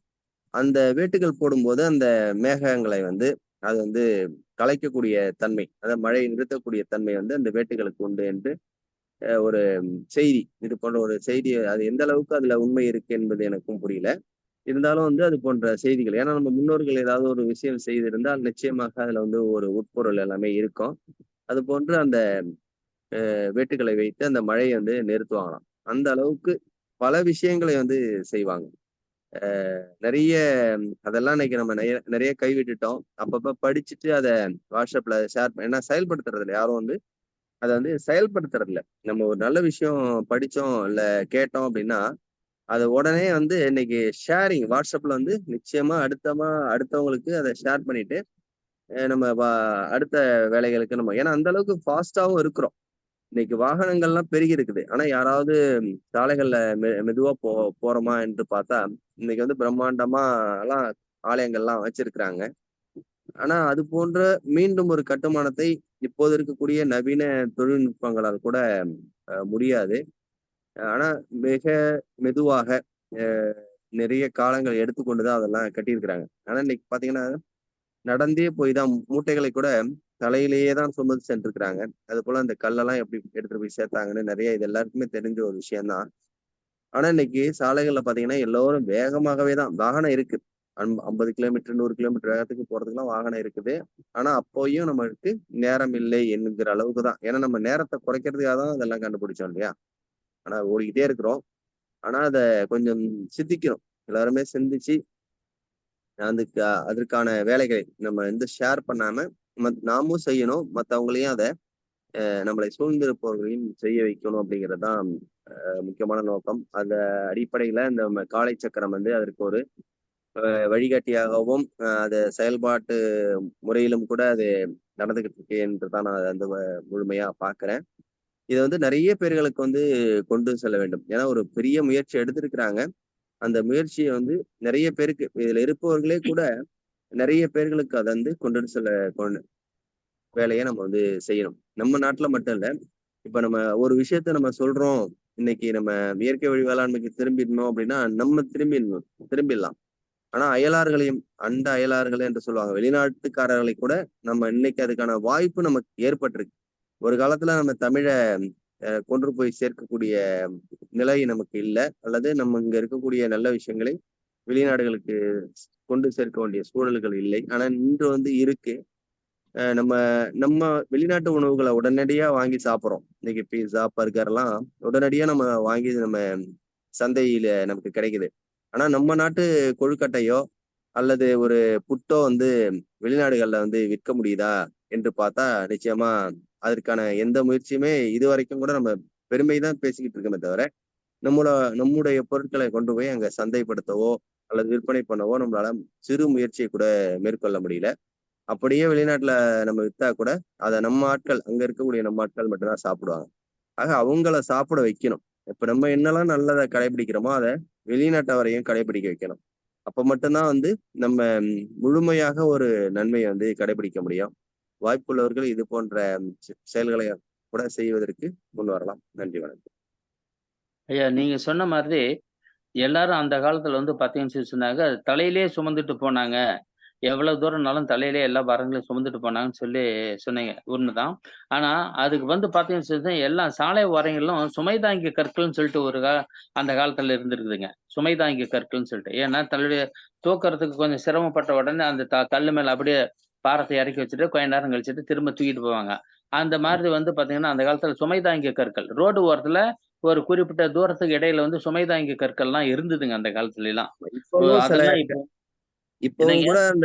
இப்பவும் கூட அந்த அடையாளமான சில கற்கள் இந்த காரைக்கால் டு அந்த கொல்மாங்குடி ரோட்ல 2 இடங்கள்ல அந்த கல் நிற்பதை பார்க்கலாம். ஏன்னா அந்த ஆள் உயரத்துக்கு அந்த கல் இருக்கும். அந்த சுமை தாங்கிங்கிற கல்லு ஒரு 1/2 உயரத்துக்கு இருக்கும். அவரு தலையில மூட்டையை தூக்கிட்டு போய் நடந்து ஓடிக்கிட்டு இருப்பாரு. எங்க தனக்கு தலைய வலிக்குதோ இல்ல சோர்வு ஏற்படுதோ அந்த இடத்துல அவரே அந்த கல்லுல இறக்கி வைக்கிற உயரத்துக்கு அந்த கல் இருக்கும். திருப்பி அவராவே அந்த சுமையை திருப்பி தூக்கி கொள்ளக்கூடிய அளவுக்கு அந்த சுமை கற்கள் இருக்கும். அந்த அளவுக்கு தான் நம்மளுடைய வளர்ச்சி என்பது இருந்திருக்கு. வளர்ச்சி என்பது இன்னைக்கு மனித உழைப்பை மனிதனை எளிதாக்கி இருக்கு. ஆனா அதுவே நமக்கு விஷமாகவும் மாறி இருக்கிறது தான் இங்க பிரச்சனையா இருக்கு. ஆமாங்க. நீங்க சொன்ன மாதிரி இந்த பீஸா, பர்கர் அப்படின்னு சொல்லிட்டு எல்லாமே இருக்கு. அதே மாதிரி இந்த பேக்கரி ஐட்டம்ஸ் இருக்கு. இந்த பேக்கரி ஐட்டம்ஸ் பக்கத்துலயே மெடிக்கல் ஸ்டோர் இருக்குங்க. அந்த மெடிக்கல் ஸ்டோர் பக்கத்துலயே ஹாஸ்பிட்டல் இருக்கும். ஸோ இதெல்லாம் என்னத்த காட்டுது அப்போ? நீங்க இத சாப்பிட்டுட்ட உடனே இங்க மெடிசின் வாங்கிட்டு ஹாஸ்பிட்டல் போயிட்டு மெடிசின் வாங்கிட்டு வீட்டுக்கு போங்க அப்படின்னு சொல்லிட்டு அப்படிங்கிற மாதிரியான ஒரு கருத்துக்கு தள்ளப்படுறாங்க சமுதாயத்துல. ஸோ இதெல்லாம் மக்கள் உணர்ந்து எது நல்லது, எது நமக்கு உதவாது அப்படின்னு சொல்லி மக்கள் உணர்ந்து செய்யணுங்க. நம்ம அவசரத்துக்கு ஒரு பீஸா கிடைக்குது அதை சாப்பிட்றோம், பர்கர் கிடைக்குது அதை சாப்பிட்றோம் அப்படிங்கறதெல்லாம் மக்கள் இன்னும் உணரலைங்க. அதன் மூலியமா என்னென்ன பிரச்சனைகள் வருது. ஒரு சின்ன பையன் பாத்தீங்கன்னு சொன்னாங்க 60 கிலோ 70 கிலோ இருக்கிறாங்க. ஒரு பையன் 8 வயசு 10 வயசு பையன்லாம் அவ்வளவு வெயிட் இருக்குது. அதே மாதிரி பொட்ட பிள்ளைங்களையும் பாத்தீங்கன்னு சொன்னாங்க ஒரு பொண்ணுங்க கூட பாத்தீங்கன்னா ஸ்லிம்மான உறவே அந்த உடலையே நீங்க பார்க்க முடியாதுங்க. இன்னைக்கு அந்த அளவுக்கு இந்த துரித உணவுகள் அந்த அளவுக்கு உடலை கெடுத்து வீண் பண்ணி வச்சிருக்குதுங்க. இப்ப உங்களுடைய நீங்க இந்த விவசாயத்தை செய்யக்கூடிய உயிரை கொடுத்து செஞ்சிட்டு இருக்கீங்க. இதனுடைய மகத்துவம் மக்களுக்கு போய் சேரணுங்கிறது ரொம்ப எனக்கு ஆசையா இருக்குங்க. ஆனா இது பாத்தீங்கன்னா மக்கள் எந்த அளவுக்கு பயன்பாட்டுல கொண்டு போறாங்கிறது தெரியல. உங்களுடைய சேவைக்கு எனது மனமார்ந்த வாழ்த்துக்கள் சார். ரொம்ப நன்றி. உங்ககிட்டயும் அரிசியும் வாங்கிட்டு இருக்கிறேன். திரும்ப வாங்க போறேன். நன்றி, நன்றிங்க. நன்றி. சார் வணக்கம் சார். வணக்கம் சார், பெருமாள் பேசுறேன். சொல்லுங்க ஐயா. இன்னும் கொஞ்ச நாள் போச்சுனாக்கா அரிசி எங்க விளையுதுன்னு கேட்பாங்க ஐயா. அரிசி நெல்லு எங்க விளையுது அப்படின்னு கேட்பாங்க. எனக்கு தெரியல அப்படிம்பாங்க. அந்த பாரம்பரியம் வந்து அப்படியே மாறிக்கிட்டே இருக்கு. இன்னைக்கு நீங்க சொன்ன மாதிரி நிலப்பலங்கள்ல நான் திருச்சியிலிருந்து 3 மணி நேரம் கார்லயோ பைக்லயோ ஊருக்கு வரும்போது பார்த்தோம்னாக்கா, மண்ணச்சநல்லூர் திருச்சி மண்ணச்சநல்லூர்னா நெல் விளைஞ்ச பூமி. இன்னைக்கு அவ்வளவு இடமும் வந்து பிளாட்டுன்னு போட்டு வைக்கிறாங்க. அந்த மரங்களை வந்து வெட்டி இங்க உள்ள மரங்களை வீட்டுக்கு ஒரு மரம் வளங்கன்னு சொல்றாங்க. ஆனா அந்த மரங்களை யாருமே இது பண்றது இல்ல, வெட்டி வெளியில போயிடுது. ஆனா ஒருத்தர் கூட ஒரு மரங்களை கொஞ்சம் வைக்கலாம் அப்படின்னு சொல்லிட்டு கொஞ்சம் கூட ஒரு சிந்தனை இருக்க மாட்டேங்குது. மழை காலங்கள் வந்து மாறிக்கொண்டே இருக்கின்றது. எந்த நேரத்துல சார் முன்னாடி சொன்னாங்க, எந்த நேரத்துல மழை வருது, எந்த நேரத்துல மழை பெய்யுது. இப்ப 5-6 மாசம் மழை கிடையாது. எங்க ஊருக்கு கிட்டத்தட்ட எங்க போர் விவசாயத்துல வந்து என் பெரிய பொண்ணுக்கு 1450 அடி போர் போட்டு கொடுத்துருக்கிறேன். ஒரு 1.25 இன்ச்சு தண்ணி வருது. அந்த தண்ணியை கேணிக்குள்ள எடுத்து விட்டு அதை வந்து சொட்டு நீர் பாசனம் மூலியமா அரளிப்பூ வச்சுக்கிட்டு இருக்கிறோம், மஞ்சள் கொஞ்சம் போட்டுருக்கிறோம், அவ்வளவுதான். வேற அப்படியே சும்மா கிடக்குது. இப்பதான் ஒரு வாரம் காலமா நல்ல மழை. கிளைமேட் மாறிக்கிட்டே இருக்கு. ஆனா நீங்க சொன்ன மாதிரி பர்கரு அது இதுன்னு பிள்ளைங்க எது கேட்டாலும் வாங்கி கொடுக்குறோம். வாங்கி கொடுக்கலன்னா உடனே அழுக, போன் கொடுக்கலாம் அழுக. அது மாதிரி பக்கத்திலே மெடிக்கல் ஷாப் இருக்குது, பக்கத்திலே ஹாஸ்பிட்டலும் இருக்குது. அதை இன்னைக்கு ட்ரீட்மெண்ட் அங்கதான் போயிட்டு இருக்கிறாங்க. செலவுகள் சம்பாதிக்கிறதெல்லாம் இப்படிதான் செலவாகும். உடம்பு வந்து பல பிரச்சனைகள் வந்த பிற்பாடு தான் அதை சந்திக்கிறாங்க. நன்றிங்க ஐயா. நன்றிங்க ஐயா. நன்றி நன்றி ஐயா. அற்புதமான ஒரு சிறப்பான ஒரு கேள்வி நேரம் சொல்லலாம். இல்ல எல்லாருக்கும் ஒரு அறிவுறுத்தல் நேரம்னு கூட சொல்லலாம் அந்த நிகழ்வை. ஏன்னா அற்புதமா இன்னைக்கு இந்த பாஸ்கர் ஐயா இருக்கட்டும், நம்ம அவங்க சிறப்பா நமக்கு வந்து தெளிவா நம்ம அந்த விஷயங்களை பத்தி எடுத்து கூறினாங்க. ஏன்னா வந்து இதுல வந்து பாத்தீங்கன்னாக்கா நம்ம பாரம்பரியம் எந்த அளவுக்கு கெட்டு போயிட்டு இருக்கு அப்படிங்கிறத வந்து சொல்றதை விட, இன்னைக்கு வந்து பாத்தீங்கன்னா அந்த காலத்துல வந்து இப்ப ஐயா 2 பேரும் சொன்னதை வந்து பாத்தீங்கன்னா கிட்டத்தட்ட அந்த அந்த மைல்கல் இருக்கிறது வந்து 3 கிலோமீட்டருக்கு ஒரு மைல்கல் இருக்கும் அப்படிங்கறத வந்து சொல்லக்குள்ள, அவங்க எந்த விதத்துல இடையில வந்து அவங்களுக்கு அந்த சுமைகள் வந்து ரொம்ப அதிகமா இருந்தா கூட இறக்கி வைக்க முடியாத சூழ்நிலையில இருப்பாங்க. ஏன்னா அந்த கல்லு வர இடத்துலதான் அவங்க அந்த மூட்டையை இறக்கி வச்சுட்டு தூக்கக்கூடிய ஒரு நேரம் வரும்னு வச்சுங்களேன். அந்த அளவுக்கு அவங்க வந்து வலியும் தாங்கி அந்த உடலையும் வருத்தி கொண்டு நம்ம அந்த அளவுக்கு அந்த காலத்துல வந்து நமக்கு வந்து உழைச்சிருக்காங்க அப்படின்னு தான் நம்ம சொல்லலாம். நினைச்சு பார்க்கக்குள்ள இன்னைக்கும் எல்லாருக்குமே கண்ணீர் வரக்கூடிய ஒரு சூழ்நிலைகள் தான். அப்படி இருந்த காலங்கள் போய் இன்னைக்கு வந்து எதையுமே நம்ம வந்து சுலபமா கொண்டு வந்து சேர்க்கக்கூடிய காலங்கள்ல வந்து நம்ம கையில வந்துருச்சு. ஆனா பாரம்பரியங்கள், பழமைகள் எல்லாமே மறந்து போயிடுச்சு. ஆனா நம்ம அந்த உணவு முறைகள் இன்னைக்கும் மாறல. அன்னைக்கு இருந்த அதே உணவு முறைகள் தான் இன்னைக்கு நம்ம சாப்பிட்டுட்டு இருக்கோம், செஞ்சுட்டு இருக்கோம். ஆனா இன்னைக்கு வந்து நம்ம வந்து விவசாய நிலங்கள் ஐயா சொன்னது போல எல்லாத்தையுமே வந்து நம்ம மாற்றிக்கிட்டு இருக்கோம். இன்னொன்னு வந்து பாத்தீங்கன்னா, ஐயா சொன்ன போல வெளிநாடுகள்ல வந்து வெளிநாட்டு பொருட்கள் இன்னைக்கு வந்து நினைச்சா நம்ம வாங்கி சாப்பிடுற அளவுக்கு இருக்கு. ஆனா உண்மையா அந்த விஷயங்கள் வந்து நம்ம நாட்டுல உள்ள அந்த அற்புதமான உடலுக்கு தேவையான எல்லா ஆரோக்கியமான பயிரிடக்கூடிய அனைத்து விஷயங்களையும் நம்ம இன்னும் வெளிநாட்டுக்கு கொண்டு சேர்க்கக்கூடிய அந்த பொறுப்பு நம்மள்ட்ட யாருக்குமே அந்த திங்கிங் வரல. அப்படிங்கிறத வந்து நமக்கு வந்து சிறப்பா சொன்னாங்க. நம்ம இன்னைக்கு வந்து இந்த நிகழ்வுல வந்து எல்லாருமே சிந்திச்சு பார்க்க வேண்டிய விஷயங்கள் நெறைய இருக்கு.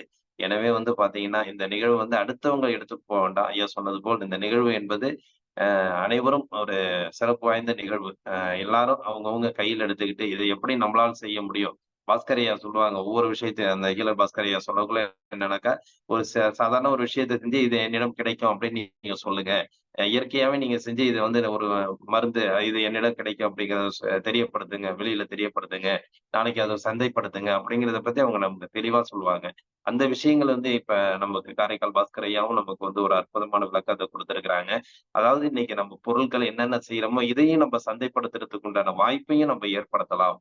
இத வந்து எப்படி வெளியில கொண்டு போகணுங்கிறத அடுத்தவங்க செய்யறத விட, நாம் சேர்ந்து அடுத்தவங்க பயன்பெற வைக்க வேண்டும் என்பதை வந்து நமக்கு இன்னைக்கு தெளிவா நமக்கு வந்து சிறப்பா சொல்லியிருக்காங்க. அது மாரி ஐயாவும் ப அவங்களுடைய கேள்வி நேரத்து ப ப கேள்வி நேரத்திலேயே நமக்கு வந்து அதுக்கு ஒரு உதாரணத்தையும் கூறி நமக்கு வந்து அவங்களும் ஒரு சிறப்பான நிகழ்வ நமக்கு இன்னைக்கு சொல்லியிருக்காங்க. இது வந்து பார்த்தீங்கன்னா, நமக்கு வந்து எல்லாருக்கும் ஒரு மனதளவிலும் வாழ்க்கை முறையிலும் ஒரு உந்து சக்தியை ஏற்படுத்தக்கூடிய ஒரு நிகழ்வா தான் இருக்குது. ஒரு சாதாரண நிகழ்வு கிடையாது அப்படிங்கிறத நம்ம தெரிஞ்சுக்கலாம். ஏன்னா மற்ற விஷயங்கள் வந்து நம்ம இன்னைக்கு வந்து யோகா பயிற்சி, ஆசனம், இயற்கை அப்படின்னு போயிட்டு இருந்தாலும், இன்றைய காலகட்டத்திற்கு நாம் காலைல ஒரு மனிதன் ஏஞ்ச உடனே என்ன செய்யணும்? உணவு அப்படிங்கிறதுக்கு தான் நம்ம அடிப்படையா நம்ம வர்றோம். அந்த உணவுக்கு வந்து இன்னைக்கு வந்து விவசாயம். இந்த விவசாயம் வந்து நம்ம நாட்டின் முதுகெலும்பு. இறைவன் கொடுத்த அற்புதமான ஒரு அந்த விஷயத்த வந்து இன்னைக்கு பாதுகாக்கக்கூடிய கோடிக்கணக்கான மக்கள் இன்னைக்கு வந்து தமிழ்நாட்டுல மட்டும் கோடிக்கணக்கான மக்களே நூற்றுக்கணக்கான கோடிக்கணக்குங்க, நூற்றுக்கணக்குங்க அப்படிங்கிறத வந்து நம்ம சிந்திச்சு பார்க்க வேண்டும். அத்தனை விவசாயிகள் தான் இன்னைக்கு இருந்துட்டு இருக்காங்க அப்படின்னாக்கா, எப்படி நம்மளுடைய உணவு முறைகள் இந்த அளவுக்கு கிடைக்குது? எப்படி நம்மளுடைய வாழ்க்கை முறைகள் இந்த அளவுக்கு நம்ம வாழ்ந்துகிட்டு இருக்கோம்? அப்படிங்கிறத வந்து எல்லாரும் தெள்ள தெளிவா சிந்திக்க வேண்டும். இன்னைக்கு வந்து காலகட்டத்துல வந்து சிந்திச்சால் மட்டும்தான் நம்ம செயல்படுத்த முடியும். ஏதோ கிடைக்குது, போயிட்டு இருக்கோம். ஏதோ வந்துட்டு இருக்கு, நம்ம சாப்பிட்டுட்டு இருக்கோம் அப்படிங்கிறத விட்டுட்டு, இந்த முறைகள நம்ம பின்பற்றினா, இந்த முறைகள்ல நாம இறங்குனா, இந்த முறைகள நம்ம அடுத்தவங்களுக்கு எப்படி கொண்டு சேர்க்க முடியும்? விவசாயம் என்பது என்ன? நம்மளுடைய நாட்டின் முதுகெலும்பு. இந்த விவசாயத்தை இன்னும் வந்து பாத்தீங்கன்னா, அந்த தஞ்சை, தரணி, திருச்சி மாவட்டங்கள் வந்து பாத்தீங்கன்னா, விவசாயத்தோட முதுகெலும்புன்னு கூட சொல்லலாம். தமிழ்நாட்ட பொறுத்தவரைக்கும். அந்த அளவுக்கு அந்த விவசாய பூமியில இருக்கிற நம்ம, இந்த அளவுக்கு இந்த விஷயங்களை தெரிஞ்சுக்கிட்டதுனால, மற்றவர்களுக்கு நீங்க அனைவரும் இதை எடுத்துக் கூற வேண்டும். இத வந்து உண்மையான ஒரு நல்ல விஷயமாக கையில் எடுக்க வேண்டும் என்பது அந்த நேரத்துல நம்ம அந்த குழுவின் மூலமாக தெரிவித்துக் கொள்கிறோம். ஏனென்றால் எவ்வளவுதோ நம்ம நல்ல காரியங்கள் செய்தாலும், இன்றைக்கு நம்ம வந்து ஒவ்வொரு மனிதனுக்கும் வாழ்க்கைக்கு அன்றாடம் தேவைப்படும் அந்த இயற்கை அதாவது விவசாயம், அரிசி ரகங்களை வந்து மற்ற எந்த எந்த உணவு முறைகளாக இருந்தாலும் சரி, அந்த இயற்கை சார்ந்து இருக்கின்ற அனைத்து விஷயங்களையும் நாம் கையில் எடுத்து மற்றவர்களுக்கும் இதை தெளிவாக புரிய வைக்க வேண்டும். ஏன்னா இன்னைக்கு சொன்னா கேட்கலையேங்கிற விஷயங்கள் விட்டுட்டு, நம்ம கேட்கக்கூடிய ஒரு பயனுள்ள நிகழ்வா இத கேட்பாங்க அப்படிங்கிறத வந்து நம்ம நினைச்சுட்டு அத செஞ்சா மட்டும் தான் முடியும். இத நம்ம இந்த நிகழ்வை எடுக்கக்குள்ளேயே இத கேட்க மாட்டாங்க, இத பார்க்க மாட்டாங்க, இத செய்ய மாட்டாங்க அப்படிங்கிறத விட்டுட்டு, இந்த நிகழ்வுனால நமக்கு வந்து இந்த பயன வந்து மற்றவர்களுக்கு சேர்க்க முடியும். மற்றவர்கள் அனைவரையும் நாம் பயன்பெற வைக்க வேண்டும் என்ற ஒரு நல்ல எண்ணத்தை அனைவரும் இந்த நேரத்தில பதிவு செய்து, இந்த விஷயங்கள ஏன்னா இந்த கண்டிப்பாக இத சிந்திச்சு ஒவ்வொருத்தவங்களும் நம்ம வந்து இத வெளியில கொண்டு போகணும். அப்படிங்கிறத வந்து இது உள்ளார்ந்து நம்ம சொல்ல வேண்டிய விஷயமா இருக்குது. எனவே இந்த முறைகள் நம்ம இன்று எடுக்க ஒரு சபதமா கூட எடுத்துக்கலாம். இந்த முறைகள் வந்து இந்த உணவு பழக்கங்கள், இந்த இயற்கை விவசாயம், இந்த இயற்கை வேளாண்மை என்பது வந்து பெரிய அளவில் பரவ வேண்டும். இன்னைக்கு நூற்றுக்கணக்கானவங்க இருக்கிற இந்த இத வந்து நாளைக்கு ஆயிரக்கணக்கு, அடுத்த லட்சக்கணக்கு அப்படிங்கிற அளவுக்கு கொண்டு போகணும். நம்ம நினைச்சதுனால தான் இன்னைக்கு ஐயாலாம் சொல்ற மாரி பிளாட்டுகள் வந்துட்டு இருக்கு. இன்னைக்கு இருக்கிற நிலத்த வந்து மீட்டெடுக்க வேண்டிய அந்த பொறுப்பை நம்ம இன்னைக்கு கையில எடுத்தோம்னா, இனிமேல் அந்த நிலங்கள் வந்து பராமரிக்க வேண்டும், பாதுகாக்கப்பட வேண்டும், இயற்கை விவசாயம் செழிக்க வேண்டும் என்று அனைவரும் மனதளவில் நம்ம அந்த விதையை விதைத்து அவர்களுக்கும் அந்த நிகழ்வை நம்ம சிறப்பானதாக்கி, இந்த இயற்கை பாரம்பரிய விவசாயம் அனைவருக்கும் ஒரு வருங்காலங்களில் சிறப்பாக இருந்து இந்த ஐயா சொன்னது போல் பேக்கரி, மெடிக்கல், ஹாஸ்பிட்டல் அப்படிங்கிறத விட இயற்கை விவசாயம் என்பது வந்து பாத்தீங்கன்னா, அனைவரும் இந்த நிகழ்வுகளை வந்து கையில் எடுத்து சிறப்பித்தால், நாளைக்கு வந்து பாத்தீங்கன்னா, இயற்கை விவசாயம் இருக்கும், வயல் இருக்கும், பக்கத்துல வீடு இருக்கும், பக்கத்துல தோட்டம் இருக்கும். அடுத்தது பாத்தீங்கன்னா, அவங்களுக்கு குடும்ப பாங்கான ஒரு சுற்றுச்சூழல் நல்லா இருக்கும். அப்படிங்கிறத நம்ம சிந்திக்க வேண்டும். இன்னைக்கு ஐயா சொன்னது போல வந்து பாத்தீங்கன்னா, 16 குழந்தைகள் இருந்த இடத்துல ஒரு குழந்தைகள் இருந்ததே கஷ்டமா இருக்கு அப்படிங்கிறத நினைவு கூறல இந்த நேரத்துல வந்து பாத்தீங்கன்னாக்கா, நாளைய வருங்காலங்கள் வந்து அந்த 16 குழந்தைகள் வரக்கூடிய வாய்ப்புகள் நம்ம அனைவருக்கும் அந்த செயல் வடிவங்களை கொண்டு வர அனைவரும் எண்ணங்களை தீட்ட வேண்டும் என்று இந்த நேரத்தில் தெரிவித்துக் கொண்டு, இந்த ஒரு அற்புதமான நிகழ்வில் அற்புதமான சிந்தனைகள், அற்புதமான ஒரு விளக்கங்கள் நமக்கு கொடுத்து சிறப்பித்துக் கொடுத்த அனைவருக்கும் இந்த நேரத்திலே நம்ம நெஞ்சார்ந்த நன்றிகளையும் வாழ்த்துக்களையும் தெரிவித்துக் கொள்கிறோம் என்று இந்த நேரத்தில் தெரிவித்துக் கொண்டு, இந்த நிகழ்ச்சிகளை நமக்கு சிறப்பாக நடித்துக் கொண்டிருக்கும் Rotary club of Karaikal friends city சங்கத்திற்கும், இன்று நம்முடன் இணைந்து பணியாற்றிய Rotary club of Sirkazhi temple town சங்கத்திற்கும் மற்றும் ஆசனங்களை அளித்து சிறப்பித்த ஆசான் ஜெகநாதன் ஐயா அவர்களுக்கும், இன்று சிறப்பு விருந்தினராக கலந்து கொண்டு இன்றைய வாழ்வியலுக்கு நமக்கு ஒரு உணவுக்கு ஒரு முக்கியத்துவம் கொடுத்து இயற்கை விவசாயத்தை சிறப்பாக நமக்கு வழிநடத்திக் கொண்டிருக்கும் இயற்கை வழி வேளாண்மை காரைக்கால் பாஸ்கர் ஐயா அவர்களுக்கும், இந்த நிகழ்ச்சியிலே கலந்து கொண்டு சிறப்பித்துக் கொண்டிருக்கும் அனைத்து நல் உள்ளங்களுக்கும் இந்த காலை வேளையிலே நன்றிகளையும் வாழ்த்துக்களையும் தெரிவித்துக் கொண்டு, இன்றைய நிகழ்வை இத்துடன் நிறைவு செய்து மீண்டும் நாளை காலை நல்லதொரு நிகழ்வில் சந்திப்போம் என்று நன்றி கூறி விடைபெறுகிறோம். நன்றி, வணக்கம். வாழ்க வளமுடன், வாழ்க வளமுடன், வாழ்க நலமுடன்.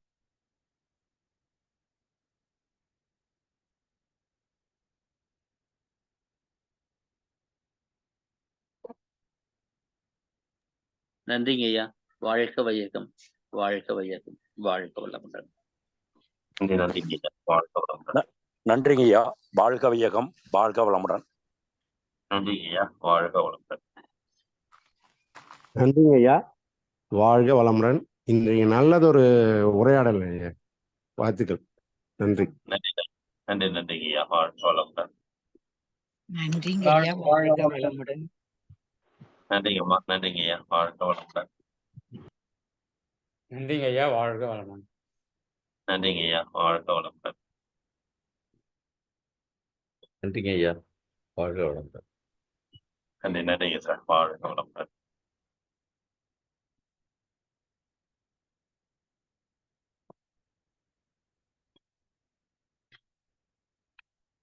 குழுவில் உள்ள அனைவருக்கும் நன்றி. வாழ்க வளம்.